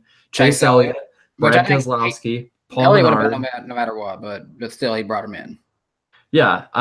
He's the reason that Denny Hamlin got a Cup ride in 2005. And we've seen how Denny Hamlin's been. Junior, he's going to be known in 20 years when kids are coming in and they don't know anything, past what would 20 years from now be?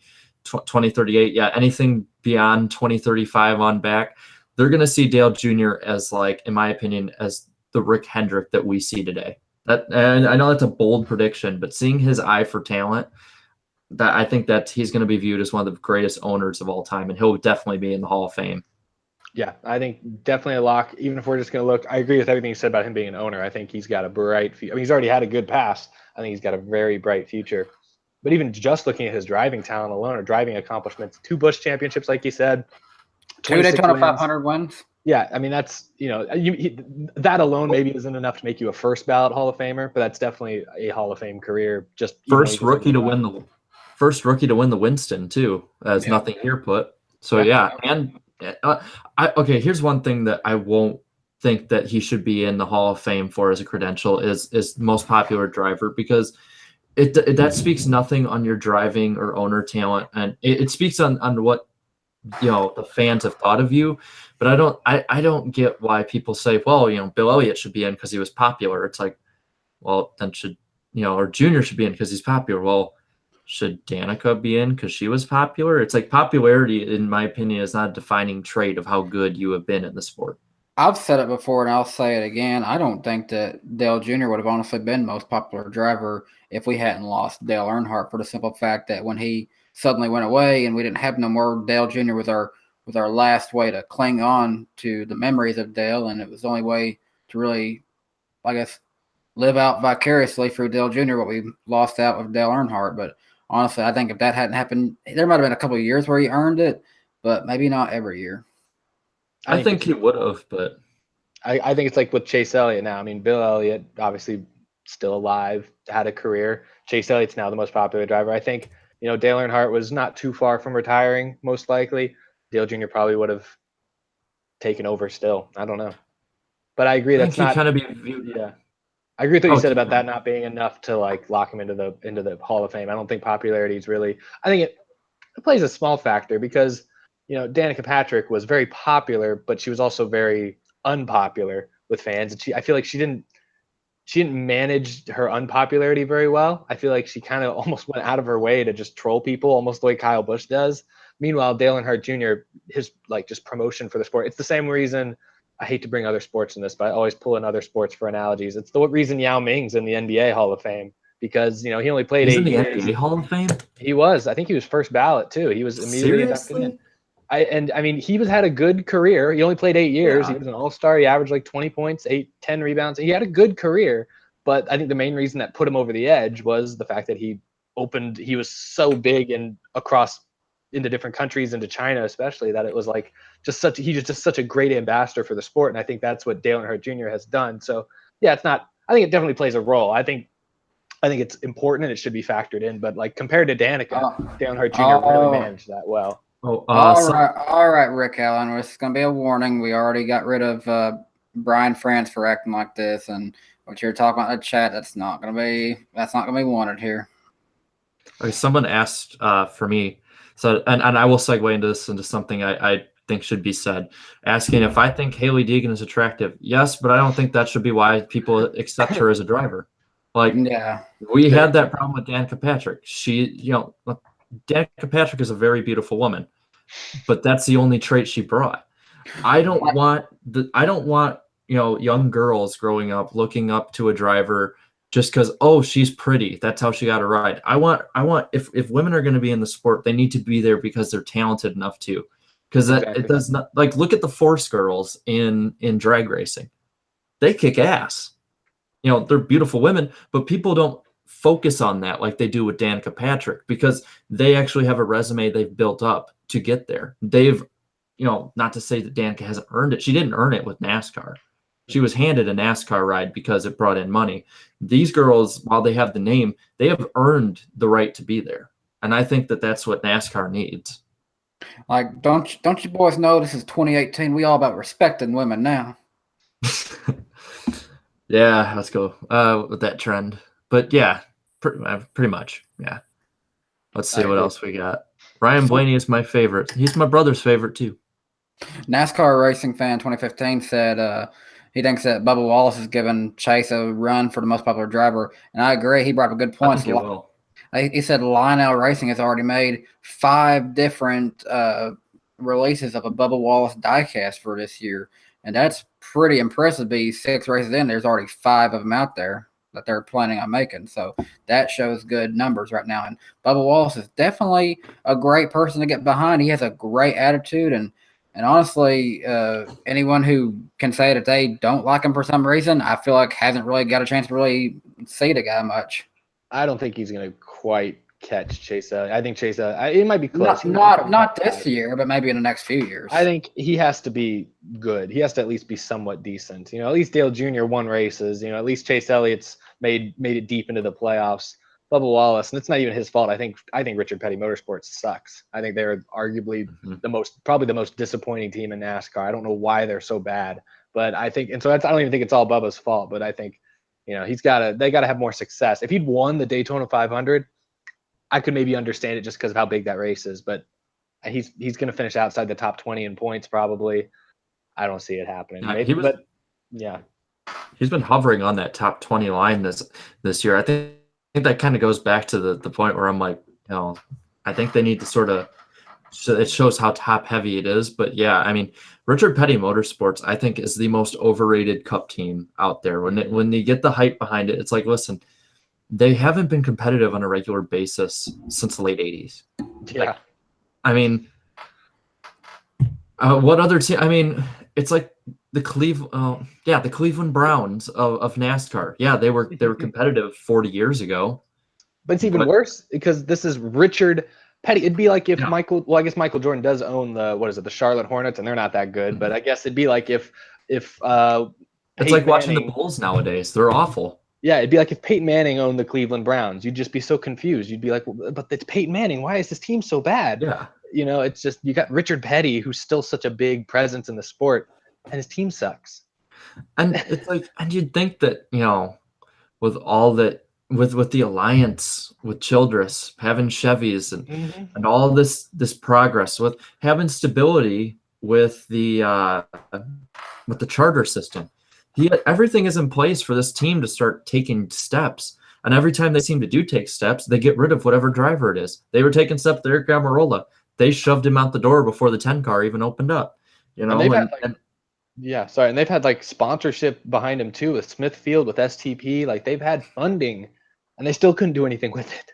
Orca flop. The Cleveland Browns actually had a parade for their 0-16 season. That is a fan base who has just lost all shits to give. And you know what? I don't think Detroit ever did that when they did it first. Well, it's just Detroit. Detroit sucks. Maybe that's the biased Viking and Bulls fan coming out in me. Let's see. Ooh, Nathan Dennis. Why are lug nut infractions such a big deal in NASCAR? Because if a tire flies off, I mean, that thing can go, like when I went to a sprint car race and the tire came off, it bounced down the front straightaway and over the fence, like 30 feet. If you've NASCARs go faster. If you've never seen, I can't remember which one it was, but there was a Final Destination movie where they had an incident at a racetrack where it was such a bad crash, stuff went into the stands. That's exactly why, because a flying Goodyear tire that just got off of a car that was going 180 miles an hour, that could do a lot of damage. Yeah, that movie is what created the rule. I'm convinced. Yep. Plus, let's be honest. I mean, drivers don't want to be driving around with vibrations in the car. Don't want to have the wheel fly off, and with concussions now such a big influence in why drivers are retiring. Look at Dale Jr. Look at Carl Edwards. I mean, it's safety. Safety for the driver, safety for the fans, team, and plus it costs a lot of money. I mean, these cars ain't cheap. Yeah. Kyle Newton, Kane fan, he's been offering his suggestion up for a while. His idea for the win in your in rule for the playoffs: 2 wins, and/or you have to maintain a top 16 to 20 in points. What do you guys think? I think it's a little overly complicated. I think just make it top 16 in points and then go from there. Yeah, I'd be down with that.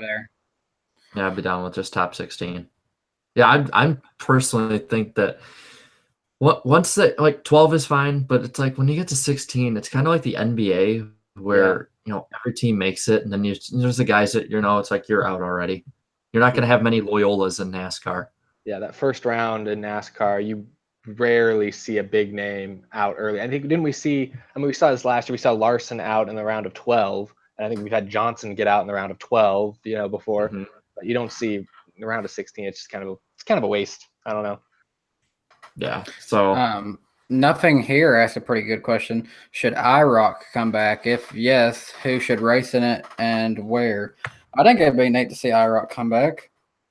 Yeah, I'd be cool with it. I think that they'd have to have some brand new cars probably, but yeah, they'd have to update it, because when was the last one? Like 2006?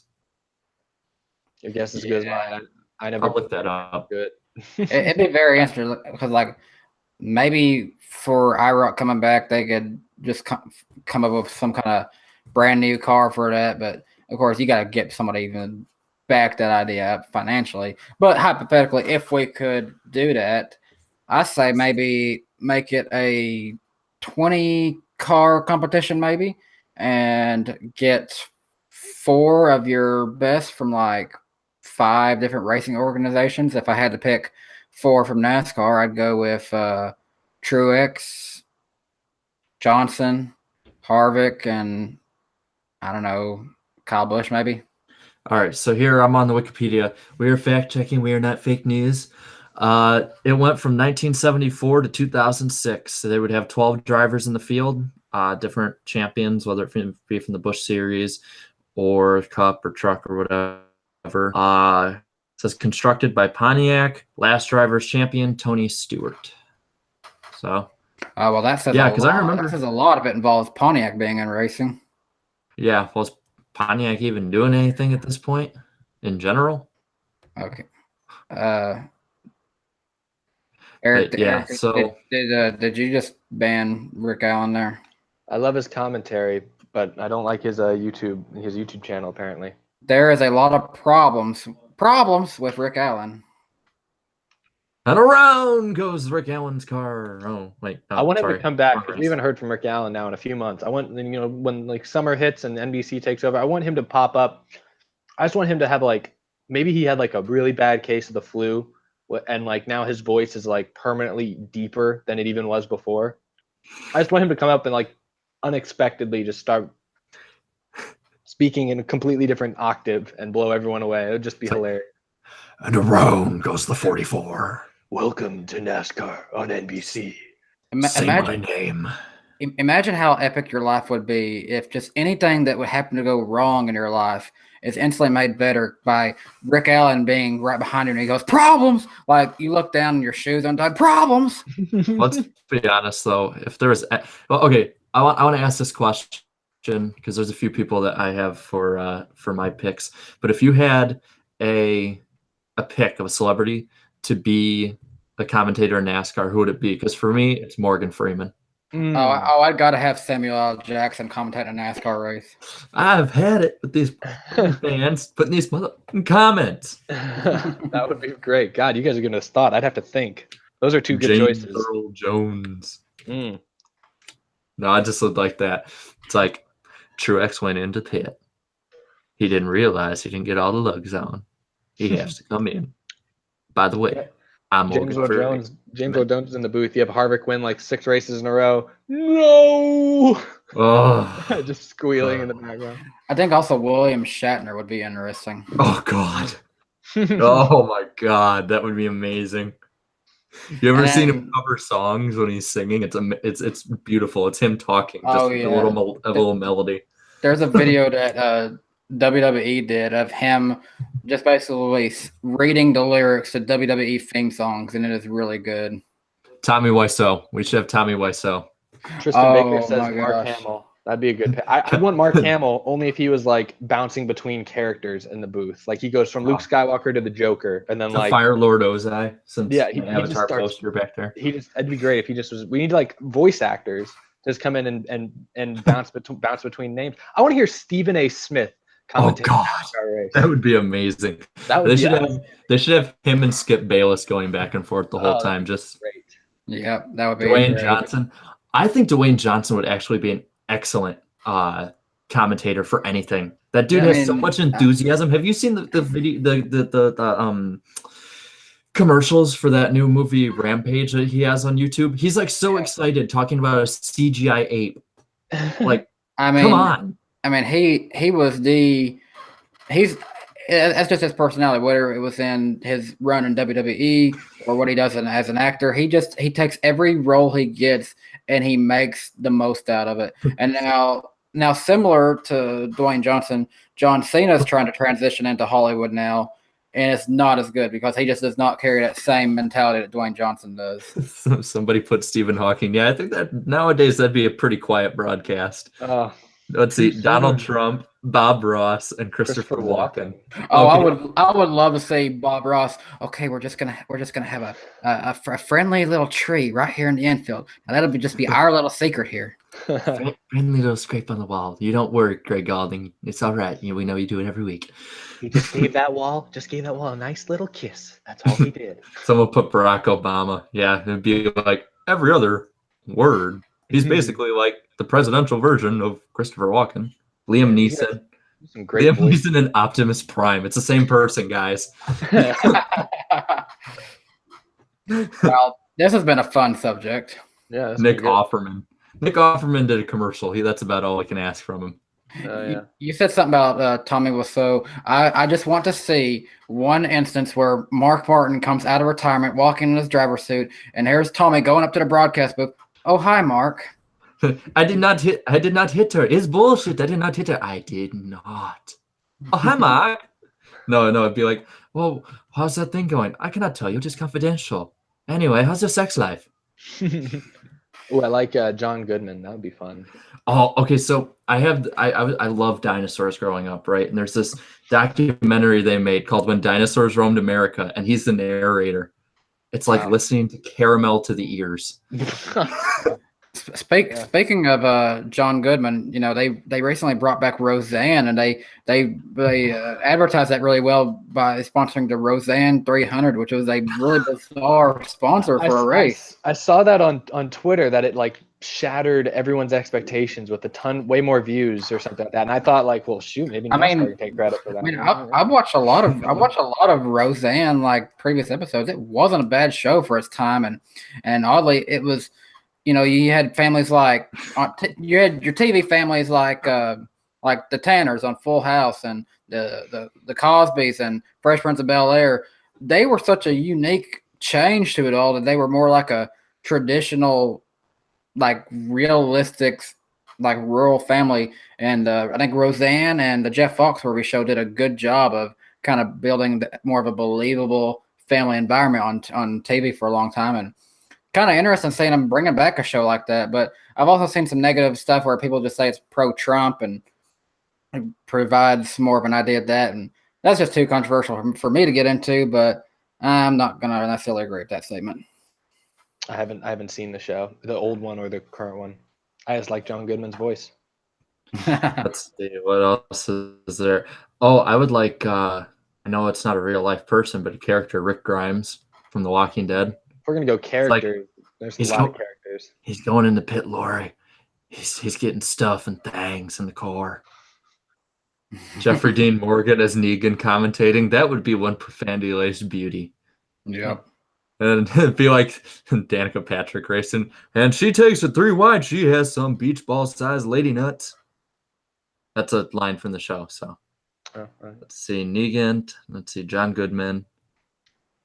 You guys don't have to agree with us. It's completely fine if you put other people. Someone put Clint Boyer on cocaine. That'd be Rick Sanchez, yes.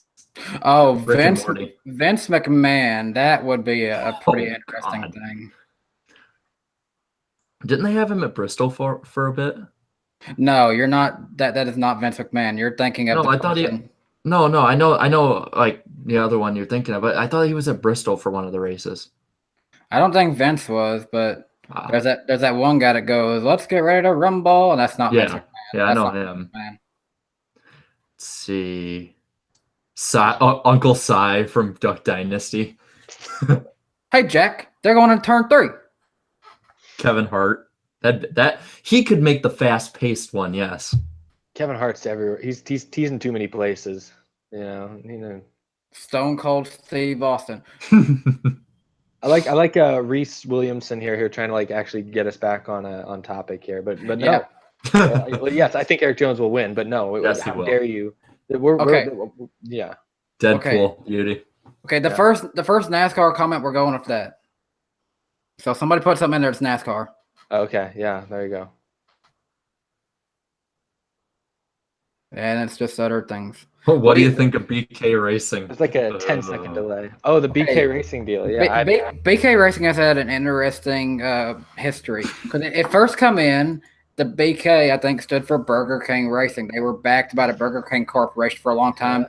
And they actually went 2 ways. They had the Burger King Racing team and the Burger King Fishing team. They were actually funding two NASCAR race cars and 2 professional bass tournament boats. I did not know that. Burger King was so dumb to do this. They went from funding Tony Stewart to doing BK Racing, and ultimately they backed out. and it was just left with the name basically. And Dr. Pepper was somehow funding a little bit of that. And that's a big name company. You'd think with a big name company like that, they could do a little bit better. But then again, Front Row Motorsports had Taco Bell and Long John Silver's for a long time, so it doesn't really make a lot of sense there. But the Whataburger car is always a start in Parker, so yeah. But it's very interesting how that company, Burger King, funded to take everything from Red Bull Racing, which was looking fairly good at the time of their closure, and then they just kind of flushed it all away. That about explains it. Yeah, that sums up. I haven't paid too close of attention. I saw on Twitter there was some new developments in their legal deal. I haven't gone into. I don't know that much detail about it. I know they're closing or they're having issues. I honestly kind of forget they ever existed. NASCAR and Boxer ask, are they still racing 40 cars this year or not? I don't think so. Not right now, unless they get some more cars to come in. I mean, Daytona had 40. I don't know if any of the other races have had 40. Someone asked, go for it. Somebody asked, what about Nameco? Nameco is just in the truck series right now. They no longer have any other cars. And that was smart because they're more competitive now in the truck series. They are. They finally can fund because they have still, they obviously have to have some of the money left over from starting parking. So they've got the funds. They've got John Hunter Nemechek. I don't think anyone else is going to take him at this point, but he's still doing pretty good for him. So I mean, yeah, they're all right. Yeah. Someone said kind of like H. Scott did at Turner Motorsports, and Turner Motorsports there for a long time with their truck and Xfinity program. They were looking like they were going to be the next big team in NASCAR, and yeah, that kind of just fizzled out. Joseph Stagg's been asking, with IndyCar's new TV deal with NBC, is it possible they could overtake NASCAR within 10 years? I don't watch much IndyCar, but I don't know. Do you guys have an opinion on that? NASCAR's ratings haven't fallen so much, because they're averaging right now, like on the main Fox channel, only like 4 million, and that's used to be what they do on FS1. And IndyCar has started to come back a little bit from what I've seen. Like they're averaging like 1.5 million. So I mean, they've been beat when they're head to head, like the Indy 500 and Coke 600, they beat NASCAR. That's not that surprising, though. NASCAR had about 20 years where they beat the Indy 500. That surprises me. I didn't know that. Yeah. There was at one point NASCAR, and this is when IndyCar was, in 2005 had like their peak for the decade. NASCAR beat them because I think they had like 12 million viewers average for the 600, and the Indy 500 still gets about 6 or 7 million, but the Coke 600 has been falling off so much. But yeah, I mean, I can see it.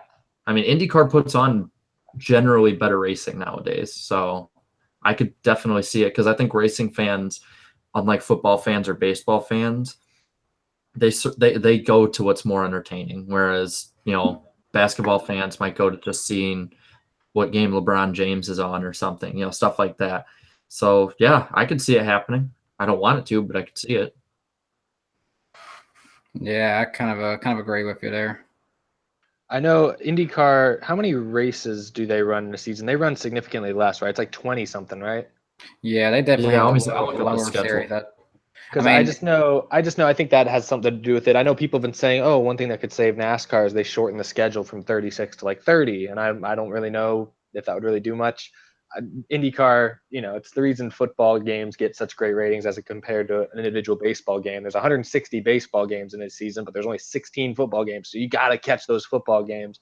Maybe I think it doesn't. I'm surprised to hear that the Coke 600 used to do that well. I kind of always assumed the Indy 500 was a bigger deal by at least a little bit, but I don't know. Reese Williamson asked, do you think Dale Earnhardt would still be racing if he didn't die? No, not in NASCAR. At least maybe we'll do like a one-off race at a local track or something. But no, not by then. Not by now. I mean, he was 50 when he passed away in 2001. So he'd been in his mid to late 60s. I mean, he'd be about like Morgan Shepherd at that point. Just needs to There's give like it up. 17. I just looked. I had to count because they never put the number of races down. I think it's like 17 or 18 Indy races, and one of them is there's one in Detroit on June 2nd, and then another in Detroit the next day. They've been doing that for a few years, which I think NASCAR should do something like that. I mean, it had to be a lower amount because those first few years for Danica Patrick, if she was able to somehow make the full IndyCar schedule and a part-time run in NASCAR, I mean, that, surely she would have had to have had a chance to be able to take a break from that. That's crazy. I thought they were like 23 or 24 races a year, 18 or 17, whatever that is. That's I think crazy. they had to downsize a little bit. They had the same problem. Like in the 90s, they were really big, right? Then they had like the split and everything. So they had to do what I think NASCAR should do, and they had to downsize their schedule, the tracks they go to, because it's like when they go to Texas, that place is a ghost town. It looks like because I mean Texas holds like 100,000 people, and the average Indy race, even the Auto Club race, that place holds 60,000 people. That place couldn't have been more than 10% full. I've never been to an IndyCar race, but I've seen a friend of mine actually went to the IndyCar race at Texas last summer, and he sent me some photos and stuff. And he was sitting like up in like turn 2, like in the hotel that they have there, and you could like see the grandstands, and it was empty. And I was surprised because I remember, I think it was a couple of years ago, I think it was 2016, the race at Texas. I actually watched some of that race, and I especially watched the finish. I think it was 2016. That was one of the craziest racing finishes I've ever seen. It was like 3 wide for like 5 laps in a row, and it was like a photo finish. So I thought, I don't know much about IndyCar, but I know a lot of people say oval racing is dangerous for IndyCar, and I can see why. Look at Dan Walton. Oh, let's see. Oh gosh, I remember that Las Vegas race when it happened. I didn't watch much of IndyCar, but I seen that race was advertised, and I was like, I want to watch that race.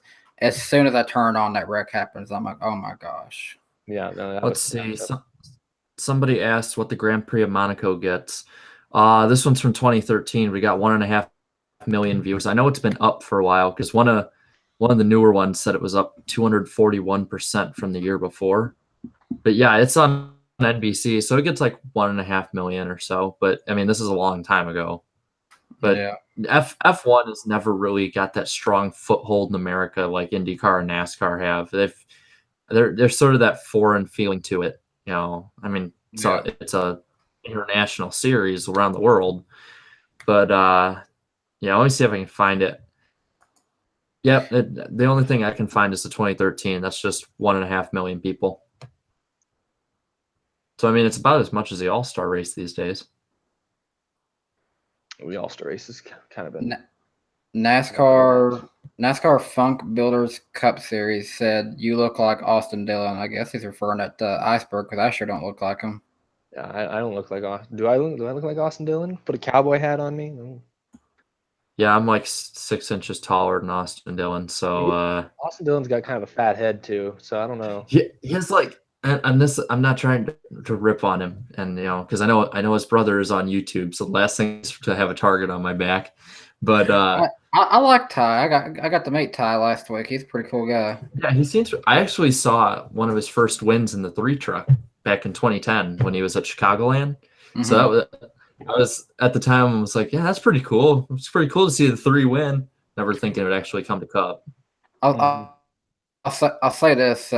I'm glad Ty grew his beard out because he's kind of like me. Just looks awkward without any facial hair. Nothing. You guys on here, none of you guys have actually seen me without one, so that's kind of funny. Oh, I was just thinking about that. I'll have to like jump on here one day and surprise everybody. Well, I'm not allowed to shave because the last time I did that, my fiance cried. It was a mess. So she might have been watching right now. I'm gonna get yelled at later, but oh well. Secret safe with me, Eric, and 105 other people. Yeah. Blackball, I know you've been asking who my favorite driver is. My current favorite active driver, Eric Jones. I'm not just wearing this 20 hat to remember Matt. If I wanted to remember Matt, I'd probably wear more 17 stuff than 20 stuff. But I like Eric Jones. I think he's good.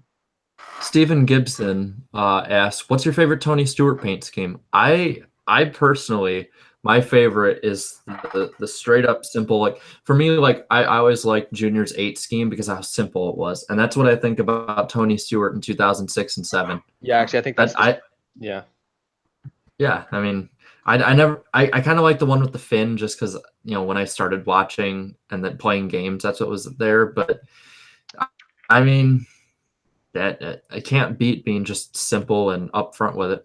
Yeah, no, I was going to say the same exact one. It was 06, 07, Tony Stewart, 20 car. Home Depot was that was probably my favorite, honestly. It's simple, but it's This one right here is my favorite Tony Stewart one. This one from 2008. I thought it was probably the best one they had, his last one, and it had the perfect brightness of the orange on it, and then just the way they had the simple black stripes on it. I thought it was probably his best one in my opinion. Well, and somebody else asked what our favorite paint scheme ever was, and that's a tougher one. that is much tougher. If I had to say emotionally, mine would be Junior's one from 2012 when he won, because I was there when he broke the streak in the Dark Knight car. If I had to say all time, like if you're just looking at badass paint schemes, I'm going with Dale Earnhardt's. But yeah, if I had to do personal, probably Junior's Batman car, Batmobile. I think my favorite from all time is Jeff Gordon's original Flame paint scheme. Like people say that they love the rainbow car looking back, but my favorite was like the blue and red flames that he had up until like 2008. The 2009 rethink of that was good, but I like that blue and red flame more. I loved Matt Kenseth's 2005 DeWalt. That was the first one. The first race I went to see in person was 2005, and he ran that car and started on pole. I think he finished third. That was, I think, the most of the race. It was him and Tony Stewart in one of his really nice orange cars. So it was a pretty race to watch with the two of them leading the field for most of the race. But yeah, I like Matt's a lot. NASCAR Guys, Boxer asked NASCAR and Boxer asked who's my favorite driver. Dale Earnhardt Jr. If it's active driver, Bubba Wallace. Oh, so you're starting to swing towards Bubba Wallace now? Yeah, I'm going with Bubba. I mean, how can you not like a guy named Bubba? You know? Yeah, true. Plus, he seems like a cool guy. Yeah, I like him too because he's a Tennessee Vol fan like me. Well, and he looks like a down-to-earth guy, especially like he won me over with how grateful he was just for finishing second at Daytona and the stuff with his family and showing how much he, I like a driver that I can relate to, and he's somebody that I definitely can relate to. Yeah. Eric, sing a jazzy song. I don't know any jazzy songs. I don't either. Yeah. There you have it. Okay, JJ48 fan has been saying he's sad for a long time, and I'm sorry. Well, yeah, he's saying that because he wants what's his name, the first one that was spamming to get let back on. I honestly, I'm almost wondering if that's a second account for him. I'm just curious about that. Probably is. I'll be honest, I don't actually know how to unblock people. It's just I think it's just one thing. So it's just one time for this, I think. Yeah, just one stream. So unless you have a moderator that just does it permanently. People always ask me, "Hey, can I be moderator?" And I don't trust any of these people being moderator. Yeah, I wouldn't either.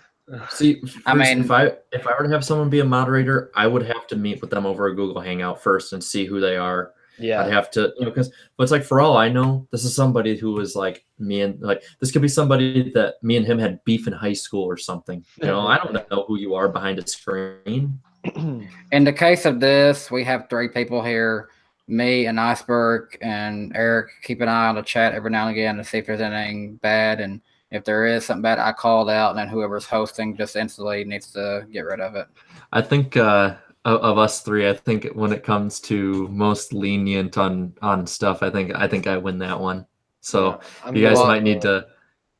Yeah, you're more strict on it, Danny. It's good. You got to have someone calling it out, though. Shutting it down. I appreciate it. If I don't have to do it, there you go. Yeah. Happy ones, you. Hey, happy hoppy. Thank you. Love you too. That's a nice. I like that name. Mm-hmm. Boney Chuck says, "Good stuff, guys. Thanks, man. We appreciate it." And do y'all realize we've been doing this for over 2 hours? We have literally been on here for over 2 hours doing this. Feels like a marathon. Time flies, man. No, I guess we will need to start wrapping it up here in just a minute. Yeah, I suppose. So anybody got any last second desperation questions that they just must have answered, or else they will not be able to sleep tonight? Because I'm ready. Who gives better payback, Gordon, Stewart, Kenseth, or Elliott? I'm gonna say Kenseth, but I'm biased. You guys go. I was at that Martinsville race, and that was. I think Chase Elliott gave better better payback, even though he didn't at the same time. I feel like he didn't deliberately go out and try to wreck Denny at Phoenix, but it happened because he just raced a little bit harder after what happened.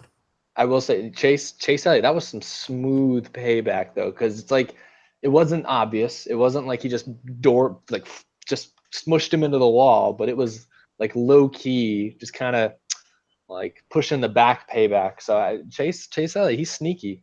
Yep. That seems like how Chase Elliott just as a person seems like calm, cool, collected, smooth, just like rolls with it. He'd be like that guy. It's like, hey guys, let's go do this. Yeah, sure, whatever. Okay, let's go. Yep. That's Chase Elliott for you. Yep. Stephen Gibson asked, favorite NASCAR finish since y'all started watching. He says 2011 Dega for Johnson was his. Ooh.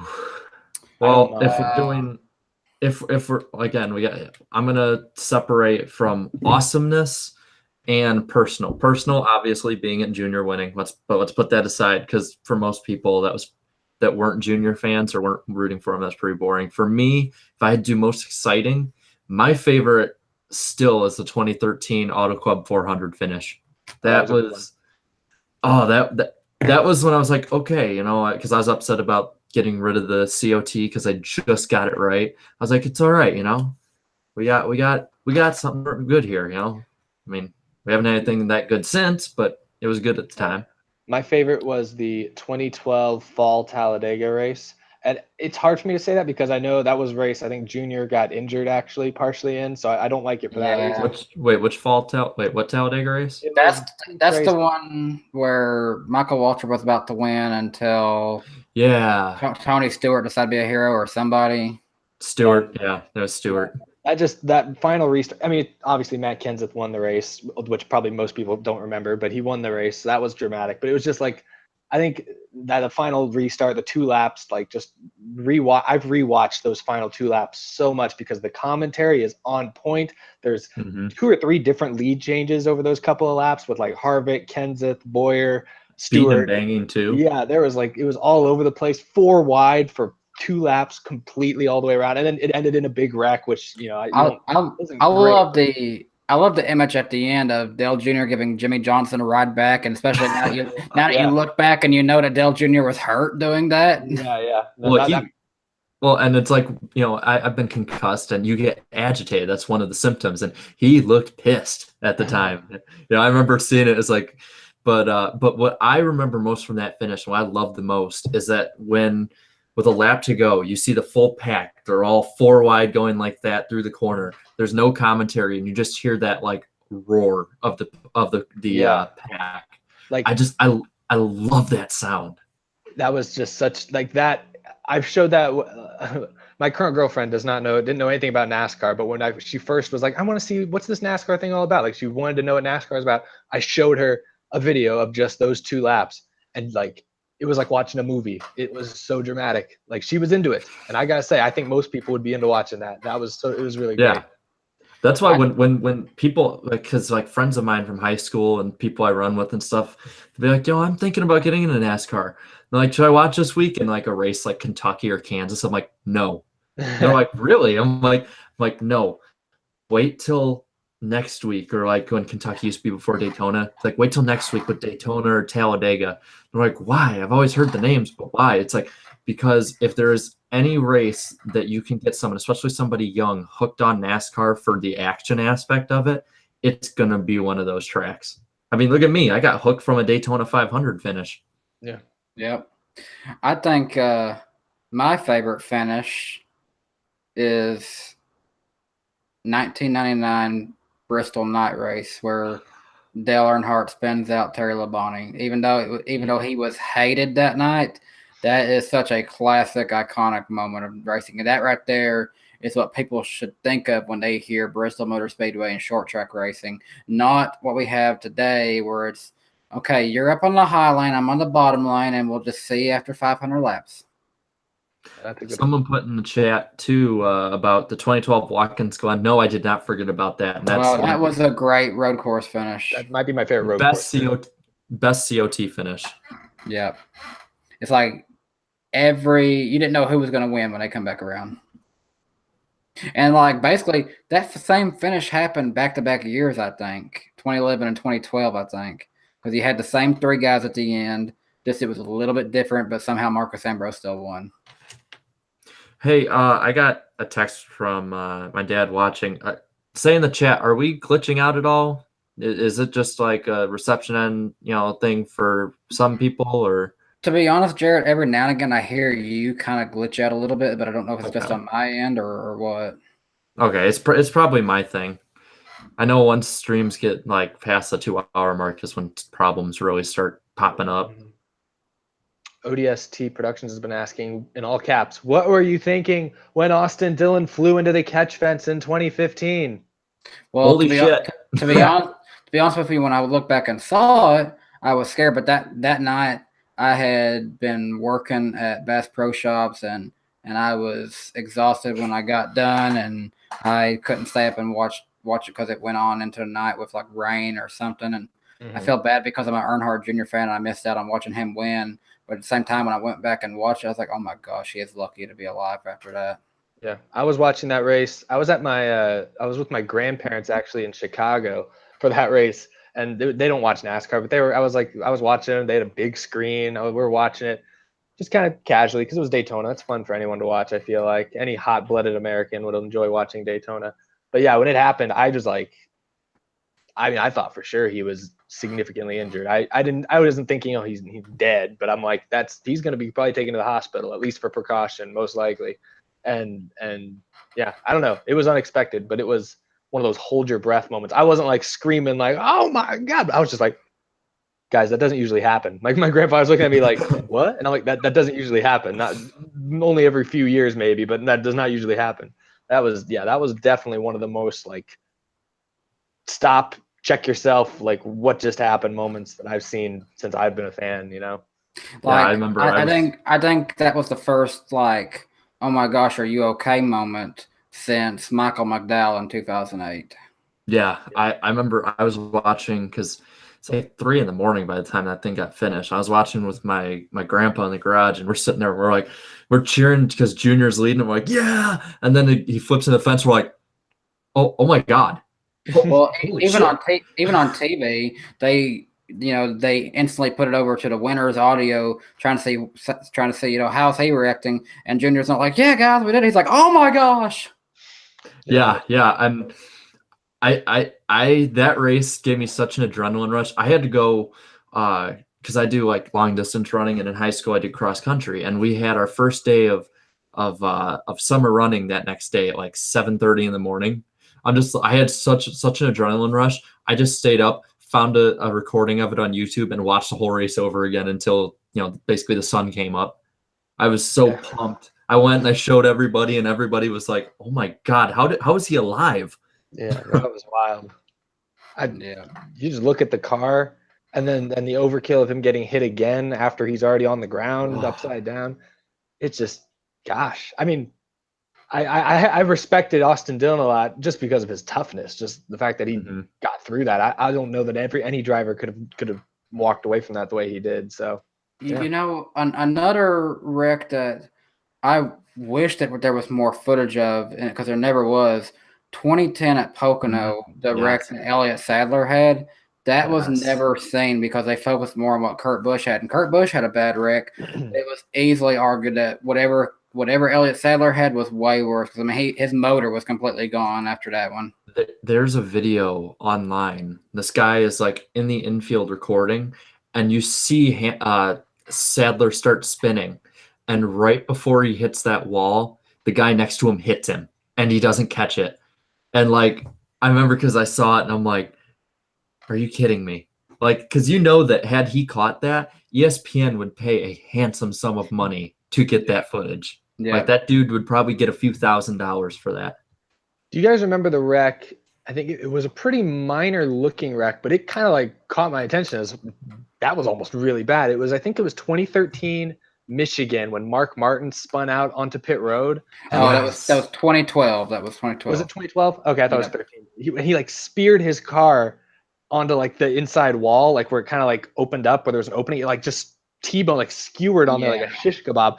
It missed the driver probably by a foot, and it would have like it would have killed him. I don't see how it wouldn't have. It was ridiculous. I thought it. And then I think if he had been a little bit further back where it would have hit that driver's side, that would have made it more likely to have went a different direction after it hit and went into the pit area. Yeah, I don't know. It was just I know, and don't get me wrong, NASCAR has made a lot of improvements with safety, but let's be honest. Since 2001, they've had a lot of luck with drivers not getting hurt too. Whether it be with Austin Dillon, with that car flips on the other side, he's probably not walking away. Mark Martin, that car's a foot away. That's why, again, NASCAR needs to be proactive with the safety stuff, because the last thing they need is for some horrible violent wreck to either, kill a driver and not to say that it's one death is worse than another, but worse for the sport is go into the stands and kill somebody, because they have been very lucky, especially the last 5 or 6 years of what's been with crashes. So I mean, we was talking earlier about the Final Fantasy scene and how that was. I mean, the day that something like that happens for real, though, that's gonna be very controversial for sure. I mean, there's been cases where cars have had stuff go into the catch fence. I mean, you look back to Jeff Bodine had a very horrible crash. Kyle Larson, his first nationwide series race he had the bad crash where his motor ended up right at the catch fence. I mean, if that goes any further, you're looking at a bad result right there. I mean, I was sick the first time I saw that. But at the same time, when I went to Talladega back last year, with knowing the risk, hey, I'm going to Talladega, there's a risk of something could happen, but still go to enjoy it. I know that risk going into it. Mm-hmm. Yeah. It's dangerous. I mean, I'll give NASCAR credit. They've made quite a bit of safety deals. I think Michael McDowell at Texas in qualifying, that's a big hit. I give the car tomorrow a lot of credit for that. Even just with the catch fences themselves, some of the just the improvements they've made to the fencing and the actual safer barriers, all that type of stuff is very impressive.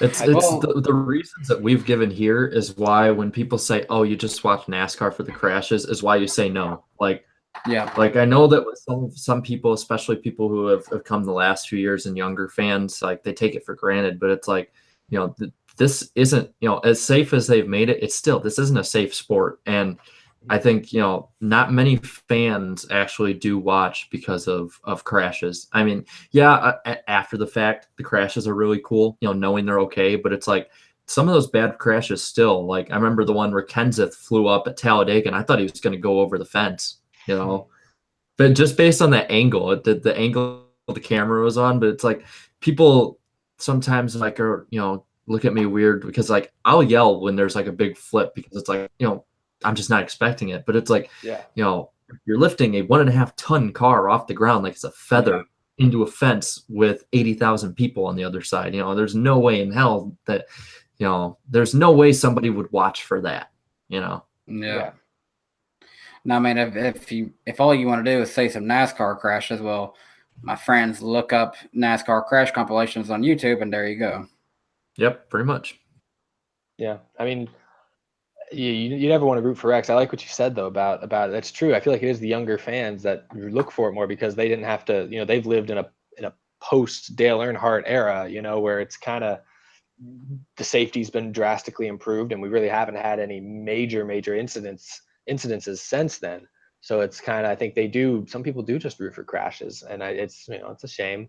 I mean, I think for me, Dan Weldon's his death, because I had watched that race when it happened. Mm-hmm. And I didn't know how bad it was because I sort of turned it off once it went red flag, not thinking anything of it.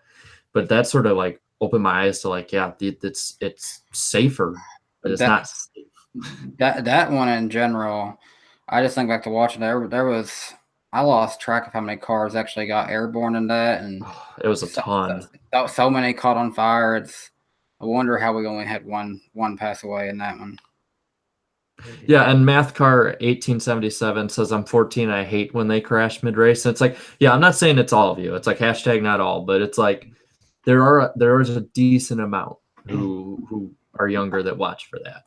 But yeah, I'm not blaming everybody here. And like I'm the kind of person like I don't mind a couple cars spin out mid race to kind of create some drama, cause a restart. That's fine. It's just the big crashes where someone's getting hurt, or especially ones that tear up expensive equipment for really no reason. When it's like two guys late in the race going for the win, oh they get into the wall a little bit, okay. But if it's like mid race, you're running 20th and you blow a tire, oh I really that sucks. Not just because it probably hurt and it could have hurt somebody, but because it damages equipment. But blown tires. Yeah, blown tires, especially when they're on the bottom of the track and it's like a right front blows. Like Johnson last year at Pocono, that was a big hit for a blown tire. Yeah. It's like there's I think what people who don't watch the sport don't realize it's like there's differences for fans. It's like something like that, we're like, oh crap, like that's bad. But then something like 2012 at Bristol with Stewart and Kenseth, it's like racing hard for the win. I think anyone other than the Stewart or Kenseth fan was like, yeah, that was awesome, because it's like there's a difference between, oh, they crashed because of hard racing and, oh man, that's a horrible accident. Yeah. Yeah. So, well, I guess we should probably start, wrapping it up. It's been almost 2.5 hours. It's been a full NBA game here. So with halftime and all that. So let's answer one last question here, just for the heck of it. You got to pick a good one here. And we're not going to acknowledge your Happy Meal that you want, Clint Boyer. I'm sorry. I guess I kind of did, but that's all we're doing. Yeah, I think you kind of did already. Let's see, come on. We need questions. Weirdest caution we've ever seen. Juan Pablo Montoya jet dryer, without a doubt. Well, they was already under caution. Yeah, that's true. That's the weirdest red flag. Yeah. Okay, that's. I'll give you that one. Okay, the pace car catching fire at Daytona. That was funny. The guy climbing the catch fence at Richmond. Yeah. That dude said he's like, I wanted something memorable for my 57th birthday. I'm pretty sure how drunk he was. He still doesn't rember that. No, yeah. Weirdest things that happened under caution. I think it was at Watkins Glen, and someone ran up to Matt Kenseth's car sitting there parked and got an autograph. I remember that. Yeah, that's up there. Yeah. Oh, I remember because I did like a double take, like. And then he immediately got tackled by security when he come back. Or do you remember that one at Watkins Glen where they, how they have like the little banners on the wall on the outside and it's just the guardrail? You see like with one to go, they're like, Andy's coming out of turn 5, and you see a guy rip it off and start running into the infield. There's so much that have probably gotten away with a road course race because it's so huge there. My grandpa showed me the one at Talladega when the person stole the pace car. Oh, I've seen that. Then there was another time at Bristol. It wasn't there in the race. It was like there in practice. There was a caution for like a rabbit that was out on the track. Yeah. There was actually like parody Twitter accounts made for it too. There's been quite a few instances where animals have gotten out on the track. I remember, I think it was one of those races in Canada where it was raining. There was also a squirrel out on the track too. That got pretty interesting. And Atlanta. And then, God, what was the one? There was one where they had to stop it because they're like, this was bird just running back and forth on the track. Then they had like a ferret. Yeah, it was like some really big bird was just running back and forth. I think it was at Indianapolis. They didn't throw caution, but I've seen a clip of like cars, like somebody ran over like a bird that was like just standing in the track. And gosh, at Daytona, the seagulls used to be terrible. They still are kind of, but they used to be even worse. The seagulls down there. The seagulls at Daytona and those old ones, in those old videos, they remind me of when you see at Wrigley Field, they have the gulls that are there, right outside Lake Michigan. That's like the same thing there. It's like they're just annoying. And at the same time, too, because I know when everyone's, done and they can just eat and all that. Groundhog at Michigan practice, I was there for that. I remember that because we had no idea why the hell they stopped. And then it's like, I look on Twitter, it's like, it's a freaking groundhog on the track. So, yeah, I think the weirdest cautions in NASCAR have involved animals. Now, I'm just waiting for the day that a deer somehow gets onto a road course. I don't want to see that because no. I'm sure it'll happen, but hopefully it won't get hit.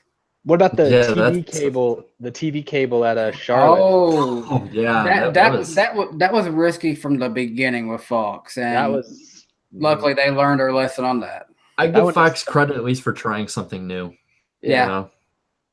Oh, someone brought up in the chat, Tyler Johnson, Chicagoland qualifying, the Tropicana Orange. Oh, yes. Gosh, Yeah, forgot yeah. about that one. Yep. Oh, the owlet. Oh, wait. I don't know if they're trolling or not because I don't know if they're meant Kentucky or not. Let's keep going then instead. But yeah, that was that was pretty funny. I've had some good ones. Oh, yeah. Danica ran over a shoe at a nationwide race. That was the one where I think she was going to win I the road course race. But when that went under there, it ruined something within the car. I was so disappointed when that happened. I was watching that race and I was really like, this is her time. This is it. And I was really excited. And no. That ruined the car. And The sprinklers at Richmond when they went off in the grass. That's right. Oh man, yeah. Let's be. I'll be completely honest. We can rip on NASCAR all we want. People can, but God, there's so many awesome memories from it. Even the boring years, like that Richmond race, it's one of the most boring races I've ever watched. Yeah. That guy climbing the catch fence, I will forever remember that race. Yep. Some legends don't wear capes. Some are shirtless and drunk on the top of a fence. Yeah.